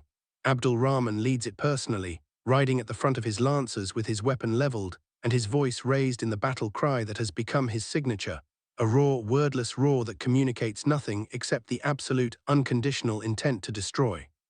His lance takes the first Byzantine soldier through the shield, the iron tip punching through the wood and the arm behind it and the chest behind the arm, and the impact lifts the man off his feet and carries him backward into the soldier behind him, and both of them go down in a tangle of limbs and shattered equipment. The Byzantine formation on the western beach breaks immediately. It is not that they lack courage, they have courage enough, they are soldiers of an empire that has endured for a millennium, but they lack the one thing that cannot be supplied by training or equipment or imperial decree, the thing that comes only from fighting on your own soil, under your own sky, for your own people. They lack the conviction that the ground beneath their feet belongs to them by divine right, and without that conviction, when 300 horsemen come screaming out of the trees with lances and swords and the terrible light of holy war burning in their eyes, the rational response is to retreat, and that is what they do. They retreat toward the water. Abdul Rahman does not let them reach it. He drives his cavalry into them like a wedge into a log, splitting their formation, isolating groups of soldiers, surrounding them, cutting them down with the efficient brutality of men who have been told that no enemy must establish a position on this beach, and who intend to follow that order to the letter. The sand runs red. The surf churns with blood and the bodies of men who made it to the water, only to discover that water does not stop a sword any more than air does. Within 30 minutes the western beach is cleared. Not a single Byzantine soldier remains standing. Abdul Rahman pulls his horse to a halt at the waterline and looks out at the boats that are pulling away from the shore, rowing hard for the safety of the fleet, their occupants having witnessed the slaughter on the beach and having decided, with the wisdom of men who prefer survival to heroism, that this particular stretch of coastline is not worth dying for. Abdul Rahman turns his horse and rides east, toward the bay, where the main battle still rages. On the bay beach the fighting has become desperate. The Byzantine commander has managed to form his surviving soldiers into a compact defensive formation, a square of shields and spears that bristles like a hedgehog and is nearly as difficult to penetrate. The Ottoman cavalry circles the formation, probing for weaknesses, testing the walls, but the Byzantines hold firm, their discipline reasserting itself now that the initial shock of the ambush has passed. Orhan Sahib recognizes the problem. A frontal assault on a formed shield wall is a recipe for casualties that his smaller force cannot afford. He pulls his cavalry back, out of spear range, and the two forces face each other across a stretch of blood-soaked sand, breathing hard, reassessing, recalculating. Shamal's arrows continue to fall from the headland, but the Byzantine shields have adapted, angling upward to deflect the shafts, and the kill rate has dropped from devastating to merely troublesome. The arrow supply is also finite. and Orhan Sahib can see that the quivers on the headland are growing lighter with every volley. Khalil rides up beside him. They will hold that formation until the boats return, he says, his voice rough with exertion. Once reinforcements arrive, they will push out and try to establish a perimeter. We need to break them before that happens. Orhan Sahib studies the formation. His mind works at the speed of a galloping horse, analyzing angles, calculating distances, remembering every battle he has ever fought and every lesson he has ever learned. And then he sees it, the weakness, not in the formation itself, which is sound, but in the psychology of the men who hold it. They are facing inward, their shields and spears pointed at the Ottoman cavalry that surrounds them. They are not looking behind them, they are not watching the sea. Because the sea is their escape route, the sea is safety, the sea is where the boats will return, and men do not guard their escape route, because guarding it would mean acknowledging that they might need to use it, and acknowledging that possibility is the first step toward retreat, and retreat is the first step toward rout, and rout is the first step toward annihilation. Orhan Sahib issues an order. A detachment of riders breaks off from the main force and rides hard along the waterline, circling around behind the Byzantine formation, placing themselves between the enemy and the sea. The maneuver takes 5 minutes. When it is complete, the Byzantine square is surrounded on all 4 sides, cut off from the water, cut off from the boats, cut off from any hope of reinforcement or retreat. The Byzantine commander sees what has happened. He is a professional, this man, a veteran of campaigns that stretch across half the known world, and he understands immediately that his position has gone from defensible to untenable. His soldiers understand it too. The shift in morale is visible, palpable, a shadow that passes across the formation like a cloud passing across the face of the sun, dimming the light, draining the color, replacing the grim determination that held them together with the cold, seeping fear that precedes collapse. Orhan Sahib does not wait for the collapse to happen on its own. He rides forward alone, stopping his horse 10 paces from the shield wall within spear range, within the reach of any man brave or desperate enough to throw a javelin. It is a calculated risk, the kind that only a commander with absolute confidence in his own ability to read a situation would take. But Orhan Sahib has read this situation correctly. The spears stay where they are.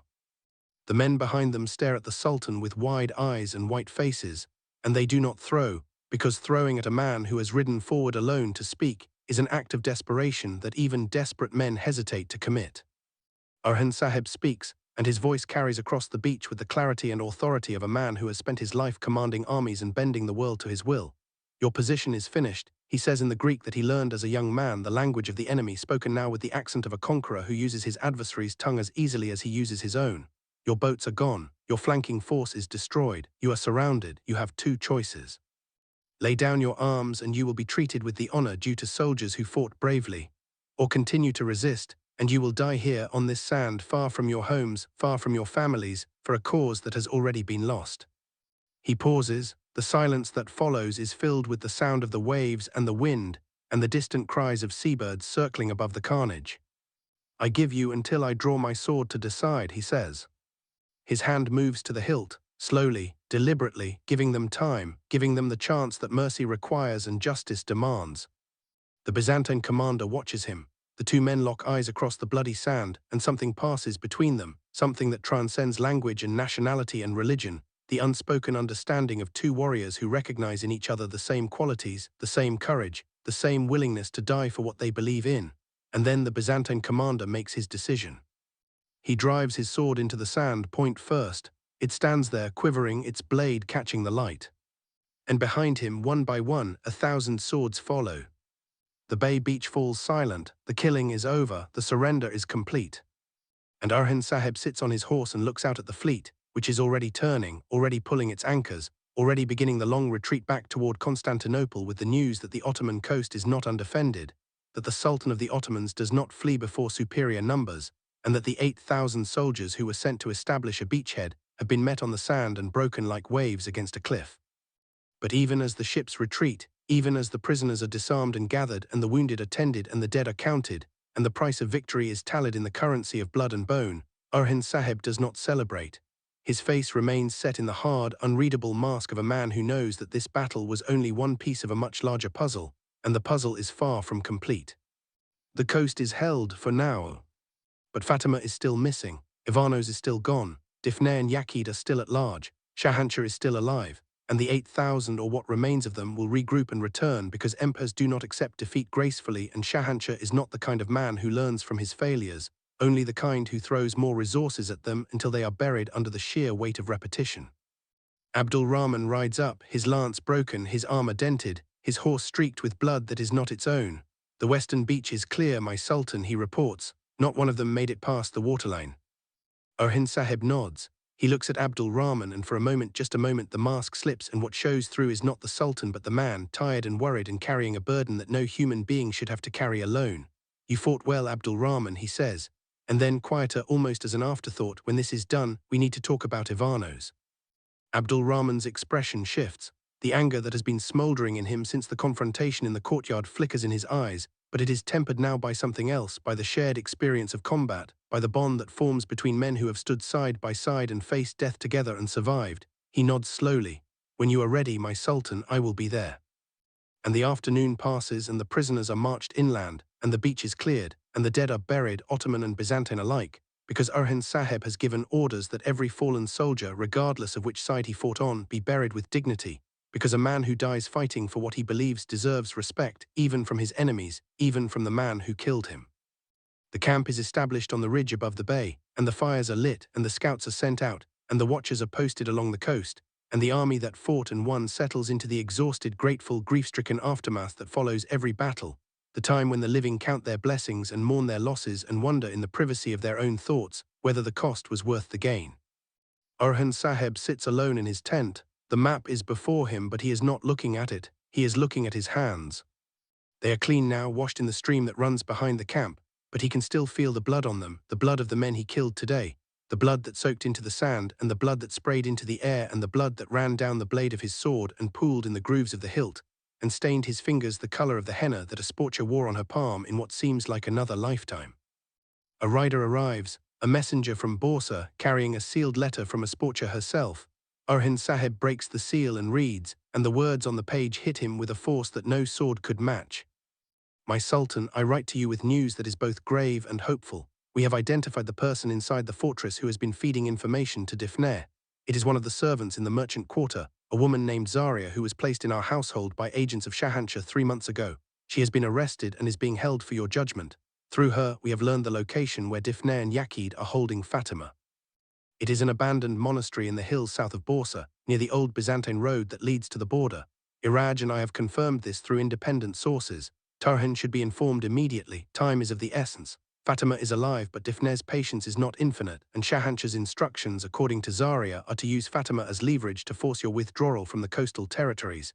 If you do not withdraw, Fatima will be sent to Constantinople.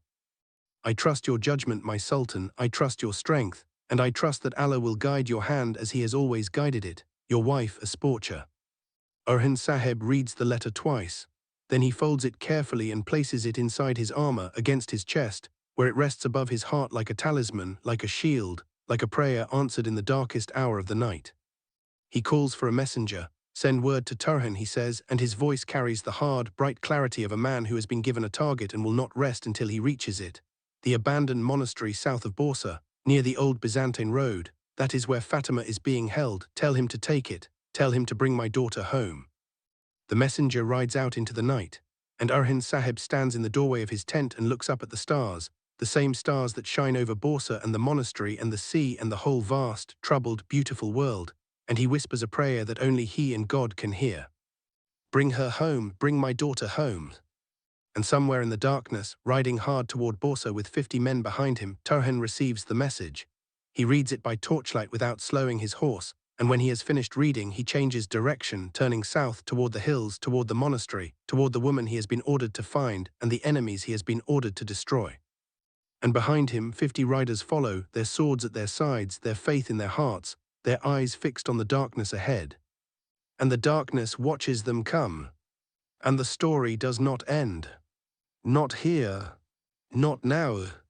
Not while there are swords to be drawn and prayers to be whispered and daughters to be saved, and empires to be built, and enemies to be faced and truths to be uncovered, and the long, unfinishable work of history to be done. The pen does not lift. The ink does not dry, and the page turns.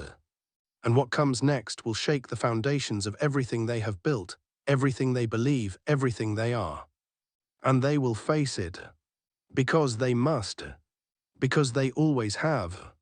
Because that is what it means to carry the weight of destiny on mortal shoulders and to walk, step by bleeding step, into the future that God has written for them in letters of fire and shadow, and the unstoppable, unbreakable, undeniable light of faith. And the story continues.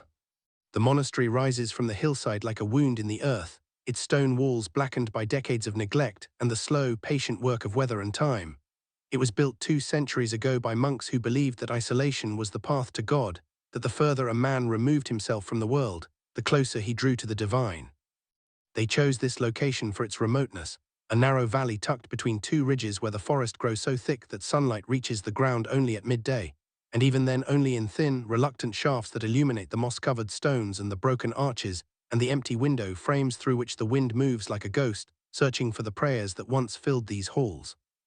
The monks are long gone. Disease took some, war took others.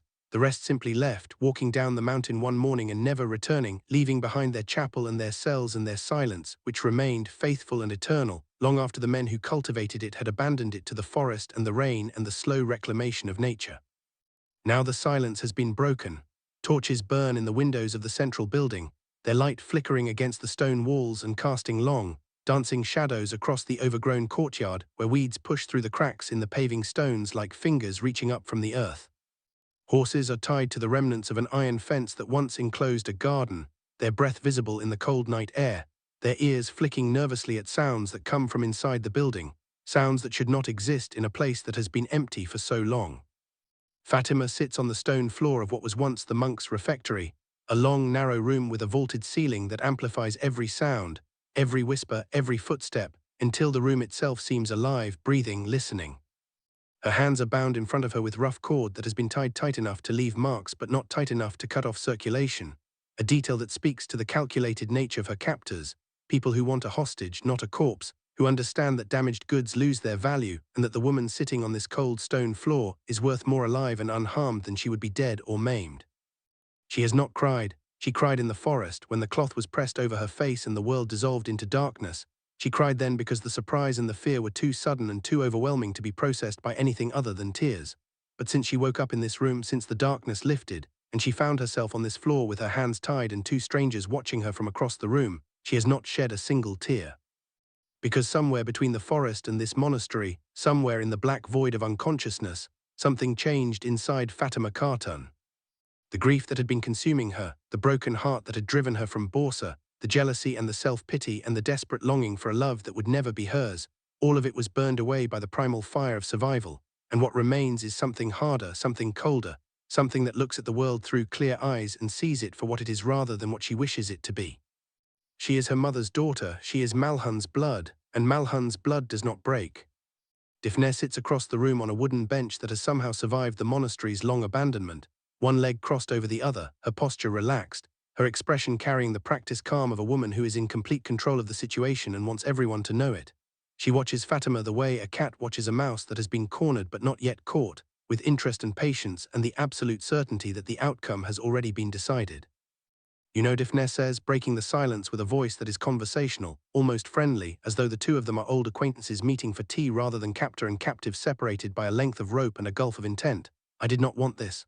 I want you to believe that, Fatima, this was not my preference. If your father had simply done what was asked of him, if he had withdrawn his forces from the coast and agreed to negotiate, none of this would have been necessary. You would be in Borsa right now, sleeping in your own bed, dreaming your own dreams. Instead, you are here. And the reason you are here is not because I am cruel. It is because your father is stubborn, and stubborn men require stubborn measures.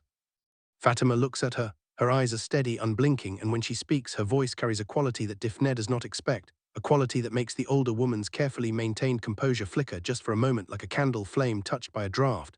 My father, Fatima says quietly, is not stubborn. He is right. And there is a difference between the 2 that you will never understand, because understanding it requires a conscience, and that is something you sold a long time ago. Difne's smile tightens. She does not respond immediately because the response she wants to give would be a slap, and slapping the hostage would be satisfying but counterproductive. Instead, she uncrosses her legs and stands, walking to the window and looking out at the courtyard where Yaqid stands in the shadows, leaning against a wall, his arms folded across his chest, his face hidden in the darkness. Yaqid has been quiet since they arrived at the monastery, too quiet in Difne's estimation. The man who was once her most reliable instrument, her sharpest blade, the one she could point at any target and trust to strike without hesitation, that man has been replaced by someone she barely recognizes, a hollow-eyed, tight-jawed spectre who follows orders with the mechanical compliance of a man whose body is present but whose soul has gone somewhere else, somewhere that Difne cannot reach and does not care to visit.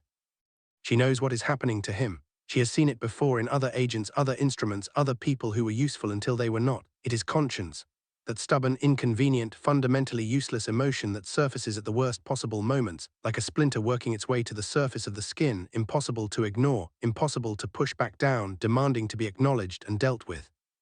Yakid is developing a conscience, and Difne knows from experience that a conscience in a man like Yakid is like a crack in the wall of a dam. It starts small, it seems manageable, and then without warning the entire structure gives way and everything behind it comes flooding out, uncontrollable and destructive and absolutely final. She needs to finish this before that happens. She needs to send the message to Orhan Saheb, receive his response, complete the exchange and disappear before Yakid's crumbling resolve collapses entirely and takes the whole operation with it. She turns from the window and addresses Fatima again.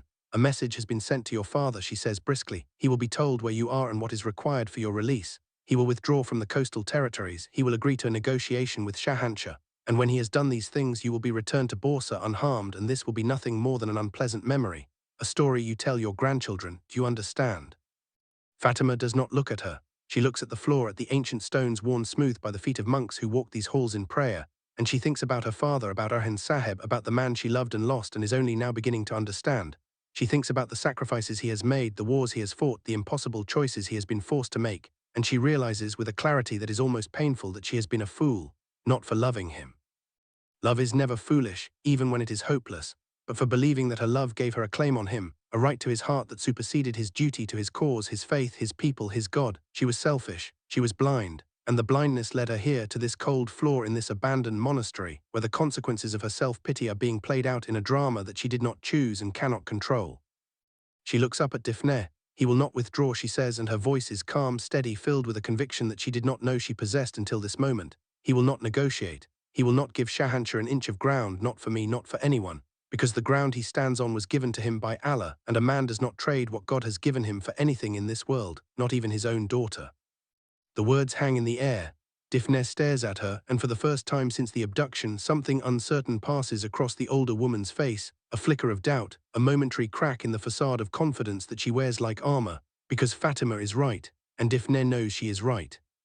And the knowledge changes everything, because if Orhan Saheb will not negotiate, if the leverage that Fatima represents is worthless, then this operation is not a strategic masterstroke, but a catastrophic miscalculation, and the people who will pay for that miscalculation are standing in this room. In the courtyard, Yakid hears the exchange through the open window.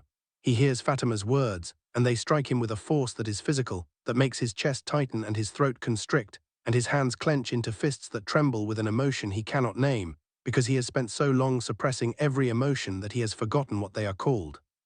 He will not give Shahanshah an inch of ground, not even for his own daughter. The words echo in Yakid's mind like the ringing of a bell in an empty chamber, and each echo strips away another layer of the lies he has been telling himself, the lies that made this work bearable, the lies that allowed him to betray and deceive and manipulate and call it service, call it duty, call it the necessary price of survival in a world where the strong devour the weak. He thinks about his own father. He thinks about the man who raised him, who taught him to ride and to fight and to pray, who told him stories about the Prophet, peace be upon him, and the companions who sacrificed everything for the truth, who gave up their wealth and their comfort and their safety because they believed, with a certainty that could not be shaken by any threat or any temptation, that the path of righteousness was the only path worth walking. What would his father think if he could see him now, standing in the shadows of a ruined monastery, guarding a kidnapped woman, serving an emperor who worships a different god, betraying people who called him brother? What would his father say? He knows what his father would say. His father would say, "You are lost, my son. You have been lost for a long time, but the road back is always open. The road back is always open, no matter how far you have strayed, no matter how many wrongs you have committed, no matter how deep the darkness has become. Because Allah is the most merciful, the most compassionate, and His mercy is greater than your sin, and His forgiveness is wider than your shame, and the door of repentance is never closed, not to anyone, not ever." Yakid closes his eyes. The tears that fall are the first he has shed in years, and they burn against his skin like drops of molten lead, searing through the mask he has worn for so long that he had forgotten it was a mask, forgotten that beneath it there was still a face, still a man, still a soul that had been given to him as a trust by the God who created it. Inside the monastery, Difne does not see the tears. She does not know that the instrument she has relied upon is breaking, that the blade she has wielded for so long is developing a crack that runs from edge to spine, a crack that will cause the blade to shatter the next time it is swung. She is too focused on the problem that Fatima's words have created, the problem of a hostage who is not valuable enough to compel the concessions that Shahanshah demands. She paces the refectory, her footsteps echoing off the vaulted ceiling, her mind racing through alternatives. If Orhan Sahib will not negotiate for Fatima, then Fatima must be sent to Constantinople as Shahanshah ordered, where she will be used as a propaganda tool, a symbol of Ottoman weakness, proof that even the Sultan's own family is not safe from the reach of the empire. But that plan has its own problems, the most significant of which is the logistics of transporting a hostage across hostile territory to a coast where no ships remain to carry her across the water, because Orhan Sahib has just destroyed the fleet that was supposed to provide exactly that capability. She is trapped. The realization hits her with the cold, clarifying force of a bucket of water thrown in the face of a dreaming man. She is trapped in this monastery with a hostage she cannot use, a partner she cannot trust, and an enemy she cannot defeat, and the walls are closing in, and the only exits are guarded by shadows that are growing darker with every passing hour. And then the shadows move. Tarhin arrives at the monastery at the hour before dawn, when the darkness is deepest and the human body is at its lowest ebb, when the sentries posted by Difne, 3 men hired from the border towns, mercenaries who fight for coin rather than cause, are at their most vulnerable, their eyes heavy with sleep, their attention dulled by hours of staring into a darkness that has offered nothing to stare at. Tarhin does not announce himself, he does not charge, he does not raise a battle cry or sound a horn or do any of the things that an attacking force normally does to signal its intent. Instead, he and his 50 riders dismount a quarter-mile from the monastery and approach on foot, moving through the forest with the silence of men who have spent their lives learning to be invisible, who can cross a carpet of dry leaves without making a sound, who can pass within an arm's length of a sentry without being detected, because they understand that in the darkness, sound is more dangerous than light, and the man who controls his sound controls the battle before it begins. The 3 sentries die without making a sound. Tarhan himself takes the first one, approaching from behind with the patience of a man who has all the time in the world and none of it simultaneously, his hand closing over the sentry's mouth while his blade slides between the ribs with the precision of a surgeon's scalpel, finding the heart, stopping it, and lowering the body to the ground in a single, fluid motion that is as practiced as it is terrible. The other 2 sentries are taken by his men, dispatched with the same silent efficiency, and within 5 minutes the outer perimeter of the monastery is in Ottoman hands, and the people inside do not know it. Tarhan positions his men, 10 at each exit, 10 in the courtyard, 10 on the roof, which they reach by climbing the crumbling walls with the agility of mountain goats, finding handholds in the gaps between the stones, pulling themselves up without a whisper of sound. The remaining men form a ring around the entire complex, ensuring that no one can enter or leave without being seen and stopped. And then Tarhan goes in. He enters through the main door, which hangs crookedly on rusted hinges, and the corridor beyond is dark and damp and smells of mold and old stone and the faint, acrid scent of torch smoke. He moves through it like a shadow-given form, his sword in one hand, his breathing controlled, his senses extended to their maximum reach, hearing the drip of water from a cracked ceiling, feeling the movement of air from an open window, detecting the faint glow of torchlight at the end of the corridor that tells him exactly where the occupied rooms are. He reaches the refectory door and pauses. Through the crack between the door and the frame, he can see the interior of the room. Fatima sits on the floor, her hands bound, her face pale in the torchlight, but her eyes alert, watchful, the eyes of a woman who has not given up. Difne stands near the window, her back to the door, her posture tense, her hands working nervously at the hilt of a dagger that hangs at her belt. There is no one else in the room. Tarhan pushes the door open. The hinges do not creak. They have been rusted into silence, the iron corroded by years of damp air, and the door swings inward on its own weight, moving slowly, steadily, revealing Tarhan's silhouette in the doorway like a figure stepping out of a nightmare. Difne hears the change in the air. She turns, and what she sees in the doorway makes her face drain of color so completely that she looks like a statue carved from marble, white and smooth, and utterly lifeless except for the eyes, which are wide with the terror of a woman who has just realized that the game is over and the consequences have arrived. Tarhan does not speak to her. There is nothing to say. He crosses the room in 4 strides and Difne draws her dagger, but the motion is desperate rather than skilled, the lunge of a cornered animal rather than the strike of a trained fighter, and Tarhan deflects the blade with a contemptuous sweep of his forearm that sends the dagger spinning across the room and embeds it in the far wall, where it quivers like a living thing pinned to the stone. He grabs Difne by the throat, not hard enough to choke, hard enough to hold, hard enough to make her understand that the next few seconds of her life depend entirely on the choices she makes in them. "Where is Yakid?" he says, and his voice is the voice of a man who has no patience left, no mercy left, nothing left but the cold, absolute determination to complete his mission and bring Fatima home. Difne cannot speak. Turhan's hand on her throat allows air but not words, and she gestures wildly toward the courtyard, toward the door on the opposite side of the room, toward wherever Yakid has gone. Turhan releases her. She falls to the floor, gasping, and two of his men enter the room and seize her, binding her hands behind her back with the same kind of cord that was used on Fatima, a symmetry that does not escape anyone's notice. Turhan kneels beside Fatima. His sword is still in his hand, but his other hand, the one that is free, reaches out and cups her face with a gentleness that seems impossible from a man who was choking another woman 5 seconds ago. "Fatima Khatun," he says softly, "your father sent me. You are safe now. Do you understand? You are safe." Fatima looks at him, and for the first time since she was taken, the tears come.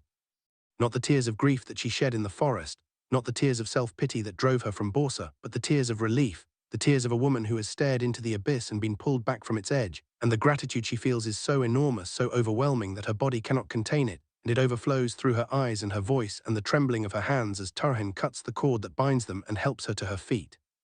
In the courtyard, Yakid is on his knees. He did not resist.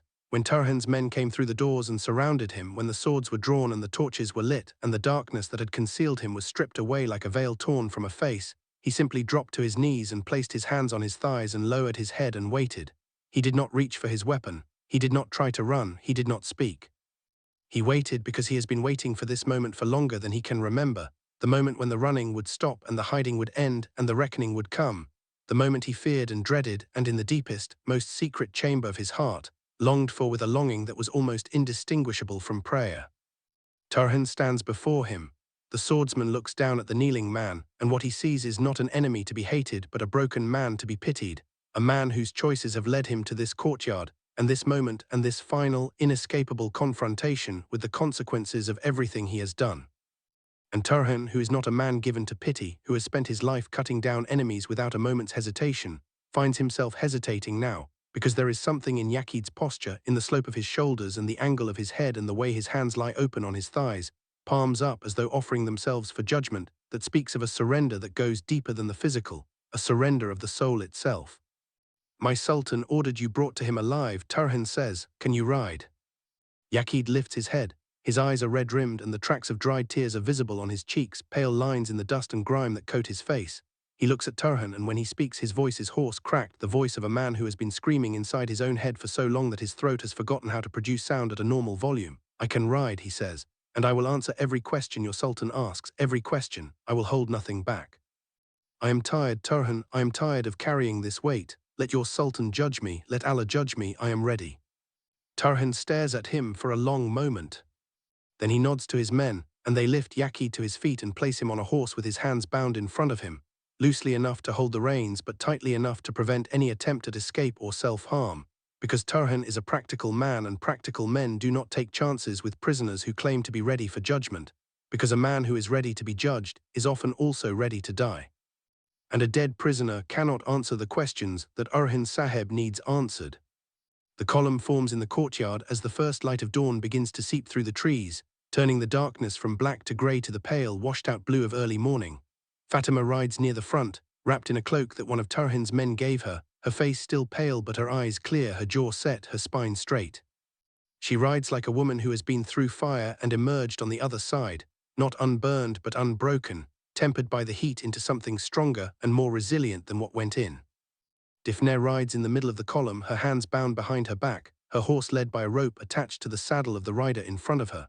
Her face is a mask of fury and calculation, the expression of a woman who is already planning her next move, already searching for the angle that will allow her to escape, to survive, to continue the work that she was sent to do, because Difne is not like Yakid. Difne does not have a conscience to betray her. Difne has only ambition and self-preservation, and those two qualities are as resilient as cockroaches, surviving conditions that would kill anything else. Turhan rides at the rear, and his eyes never stop moving, scanning the treeline, the ridgeline, the road ahead and behind, because the journey from the monastery to Borsa passes through territory that is not entirely secure, and an ambush on the road could undo everything they have accomplished. He trusts his men, he trusts his instincts. But he does not trust the forest, because the forest is neutral, offering its concealment equally to friend and enemy, and in a neutral space, the only advantage belongs to the man who is most vigilant. They ride for 4 hours. The sun climbs and the air warms and the forest opens into farmland and the farmland gives way to the outskirts of Bursa, and when the fortress walls come into view, rising above the plain like the prow of a great ship cutting through a sea of green and gold, Fatima makes a sound. It is not a word, it is not a cry. It is something between the two, something that comes from the place in her chest where the fear has been living for the past 3 days, a sound of release, of arrival, of homecoming. The gates open, the column rides through, and Bursa swallows them, taking them back into the safety of its walls, its stones, its ancient and enduring embrace.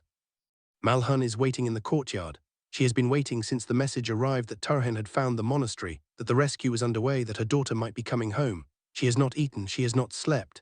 She has stood in this courtyard for hours, her eyes fixed on the gate, her hands clasped in front of her, her lips moving in a constant silent prayer that has been running through her mind like a river that cannot be dammed.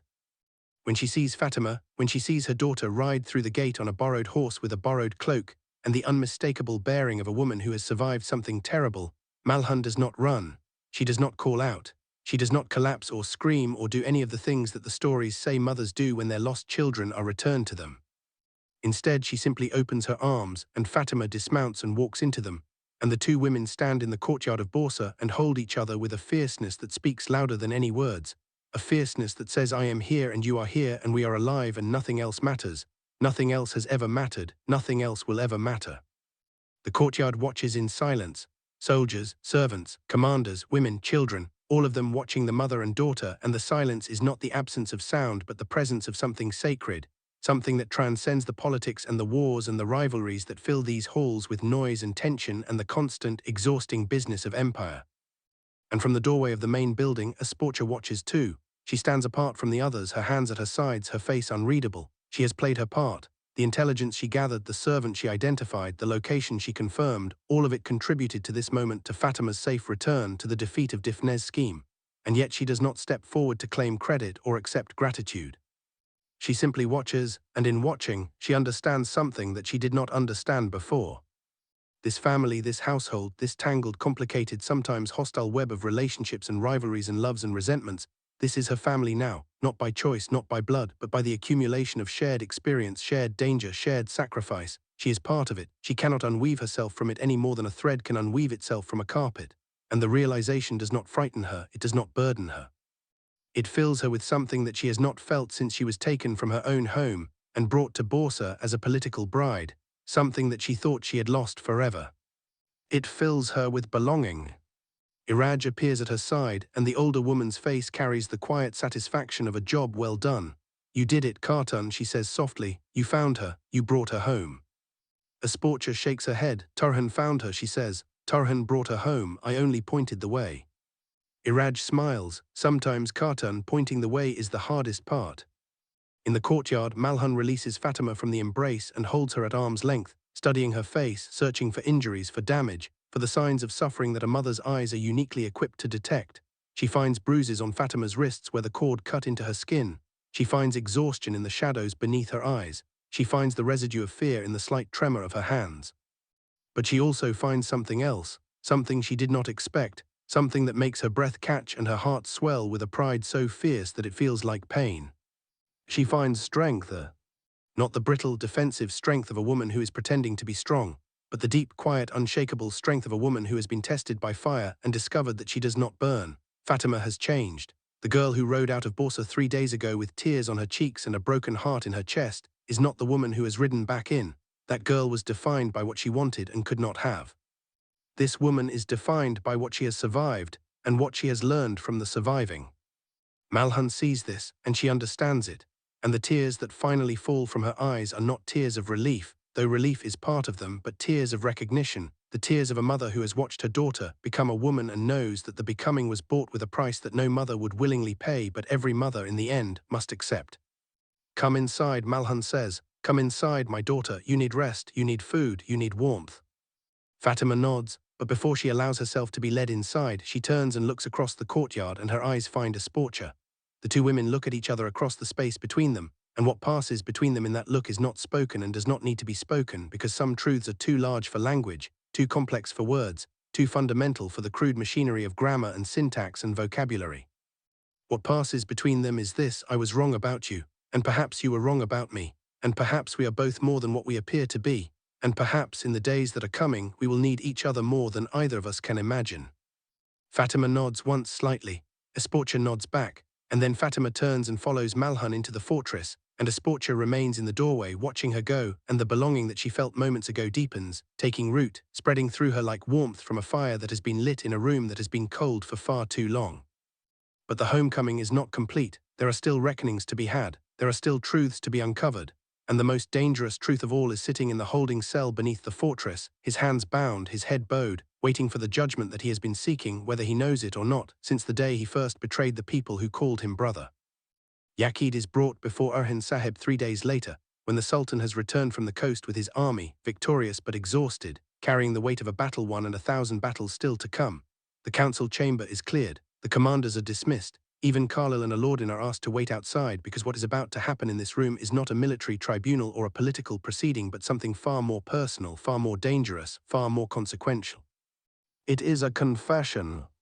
Yaqid is led into the room by 2 guards who position him in the center of the floor and then withdraw to the walls, their hands on their swords, their eyes on the prisoner. Yaqid stands where he is placed, and his posture is the same as it was in the monastery courtyard, the shoulders sloped, the head bowed, the hands open at his sides as though waiting to receive whatever is given, whether it is mercy or a blade. Orhan Sahib sits in his chair at the head of the room, and the distance between the 2 men is perhaps 10 paces, 10 paces that contain within them the entire history of their relationship, the trust that was given and abused, the brotherhood that was offered and betrayed, the faith that was shared and corrupted. Orhan Sahib looks at Yaqid and his face is unreadable, a mask of stone that reveals nothing of the storm that rages behind it. The silence stretches. It stretches until the air in the room is taut with it, until the guards at the walls shift their weight uncomfortably, until the torches on the walls seem to burn lower, as though even the fire is afraid of what is about to be said. Then Orhan Sahib speaks. Talk, he says, one word, simple, final, an invitation and a command and a threat, all contained in a single syllable. And Yaqid talks. He begins at the beginning, because the beginning is where the rot started, and to understand the full extent of the corruption, the Sultan must understand its origin. He speaks of Constantinople, of the years he spent there as a young man, before he came to the Ottoman cause, years of poverty and desperation, and the slow, grinding erosion of dignity that comes from being a Muslim in a Christian city, a minority in a majority, a man without power in a world where power is the only currency that matters. He speaks of Shahanshah's agents, the men who found him in his poverty and his desperation and offered him something that no one else had offered, a purpose, a mission, a reason to exist. They did not ask him to betray his faith, not at first. They asked him only to watch, to listen, to report small things, harmless things, the movements of merchants, the conversations of travelers, the names of Ottoman sympathizers in the border towns. Information that seemed insignificant, that seemed like nothing, that Yaqid told himself was nothing because the alternative, acknowledging what he was becoming, was too terrible to contemplate. But small betrayals have a way of growing. They feed on themselves, each one making the next one easier, each one pushing the line a little further, until the line is so far from where it started that the man who crossed it can no longer see it, can no longer remember where it was, can no longer remember time when he stood on the right side of it. Yaqid tells Orhan Sahib everything. He tells him about the intelligence he passed to Shahanshah's network. He tells him about the troop movements he reported, the fortification plans he copied, the council discussions he summarized in coded messages that were carried by courier pigeons to receivers in Constantinople who translated them and delivered them to the emperor's advisors. He tells him about Difne, who was his handler, his controller, the woman who directed his activities and rewarded him with gold and threatened him with exposure whenever his resolve weakened. He tells him about the other agents, the ones he knows about, the network that extends through the border towns and the merchant quarters, and even, he admits with a voice that cracks like dry wood under pressure, even into the households of some of the Ottoman commanders themselves. The room is absolutely silent. Orhan Sahib has not moved, his expression has not changed. He sits in his chair and listens with the patience of a man who understands that the truth, when it finally comes in its own time and at its own pace, and any attempt to hurry it will only drive it underground. Yaqid tells him about Fatima. He tells him that the abduction was ordered by Shahanshah as a direct response to the Ottoman advance on the coast. He tells him that the plan was to use Fatima as leverage to force a withdrawal, and if the withdrawal was not forthcoming, to transport her to Constantinople, where she would be used as a political weapon, a symbol of Ottoman vulnerability, a prize to be displayed before the Byzantine court as proof that the Sultan's own family was not beyond the empire's reach. And then Yaqub tells him something that Orhan Sahib did not expect. He tells him about Ivano's. The woman Valeria was real, Yaqub says. She was Ivano's woman from his old life before he converted, before he came to you. The child is his, that much is true, but she did not come to Bursa on her own. She was found by Difnes agents in a village near the Byzantine border, sick and desperate and searching for the man who had fathered her daughter. They brought her to Bursa, they cleaned her up, they coached her on what to say and when to say it and how to say it for maximum impact. They weaponized her grief, my sultan. They took a dying woman's love for her child and turned it into a tool of division, a wedge driven between Ivano's and his brothers, between the converted warriors and the born Muslims, between Abdul Rahman's suspicion and Khalil's caution and Turhan's loyalty. They knew exactly where the cracks in your command were, and they poured poison into every one of them. Orhan Sahib's hands, which have been resting on the arms of his chair, tighten. The knuckles go white. The tendons stand out like ropes beneath the skin, but his voice when he speaks is steady. And Ivano's, he says, did he know? Yaqub shakes his head. He did not know until she appeared in the courtyard. He was as shocked as everyone else. But when he saw her, when he saw the child, he recognized them. And the guilt hit him like a physical blow. He ran because he could not face it, not the accusation, the truth that he had a daughter he never claimed, a woman he left behind, a life he abandoned when he chose to come to you. He ran because the weight of it was too much to bear in public, in front of the men who look to him as an example, the men who need to believe that conversion is not just a change of name, but a change of soul.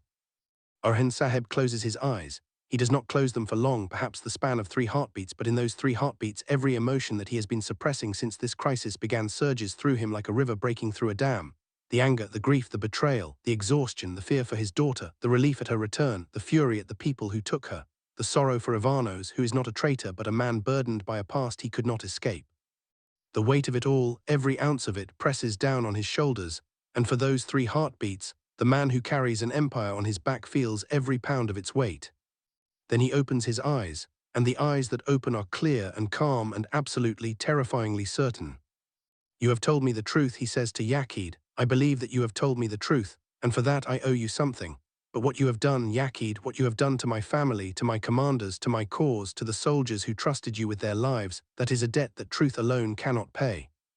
He stands, he walks forward until he is standing directly in front of Yaqub, close enough to touch him, close enough to see the tears that are falling freely down the prisoner's face, close enough to smell the fear and the shame and the desperate, aching hope of a man who knows that he deserves punishment but cannot help hoping for mercy. Your fate will be decided by the council, Orhan Sahib says, by the law, by the principles that we have sworn to uphold. I will not kill you in anger, Yaqub, I will not kill you in revenge. If you are to die, you will die by the judgment of just men who have weighed your crimes against your confession and found the sentence that balances the scales. That is my promise to you, and I keep my promises. He turns and walks back to his chair. He does not sit. He stands beside it, his hand resting on its back, and his final words to Yaqub carry the weight of a man who has made a decision that will cost him sleep for the rest of his life, but that he knows in the deepest part of his soul is right. Take him back to his cell, he says to the guards, feed him, give him water, give him a Quran and let him pray. Whatever he has done, he is still a Muslim, and a Muslim has the right to speak to his God, especially when his God may be the only one left who will listen. The guards lead Yaqub out of the room, the door closes, and Orhan Sahib is alone. He stands in the empty council chamber, and the torches burn on the walls, and the maps lie spread across the table, and the silence fills the room like water filling a vessel, rising and rising until it reaches the brim and spills over and floods everything. He looks at his hands again, the same hands that held a sword on the beach at Eski Hisar, the same hands that wiped henna from his finger with a cloth that Asporça gave him, the same hands that will sign the orders that send men to war and the judgments that send men to death, and the letters that reach across the distance to the woman who is becoming, against all expectation and all resistance, the center of his heart. He bows his head. He whispers the words that every Muslim whispers when the world is too heavy and the burden is too great, and the only source of strength left is the one who never weakens and never sleeps and never abandons those who call upon him. La hawla wa la quwwata illa billah. There is no power and no strength except with Allah. And the night deepens around the fortress of Bursa, and the fires burn in the watchtowers, and the soldiers patrol the walls, and the women sleep in their chambers, and the prisoners sit in their cells, and the story pauses just for a moment, just long enough for the world to take a breath before the next wave hits. Because the next wave is coming. Shahanshah has not forgotten his defeat on the coast. He has not accepted it. He is sitting on his throne in Constantinople at this very moment, surrounded by his generals and his advisors and the sycophants who tell him what he wants to hear, and he is planning his response, and his response will not be a fleet of 12 ships.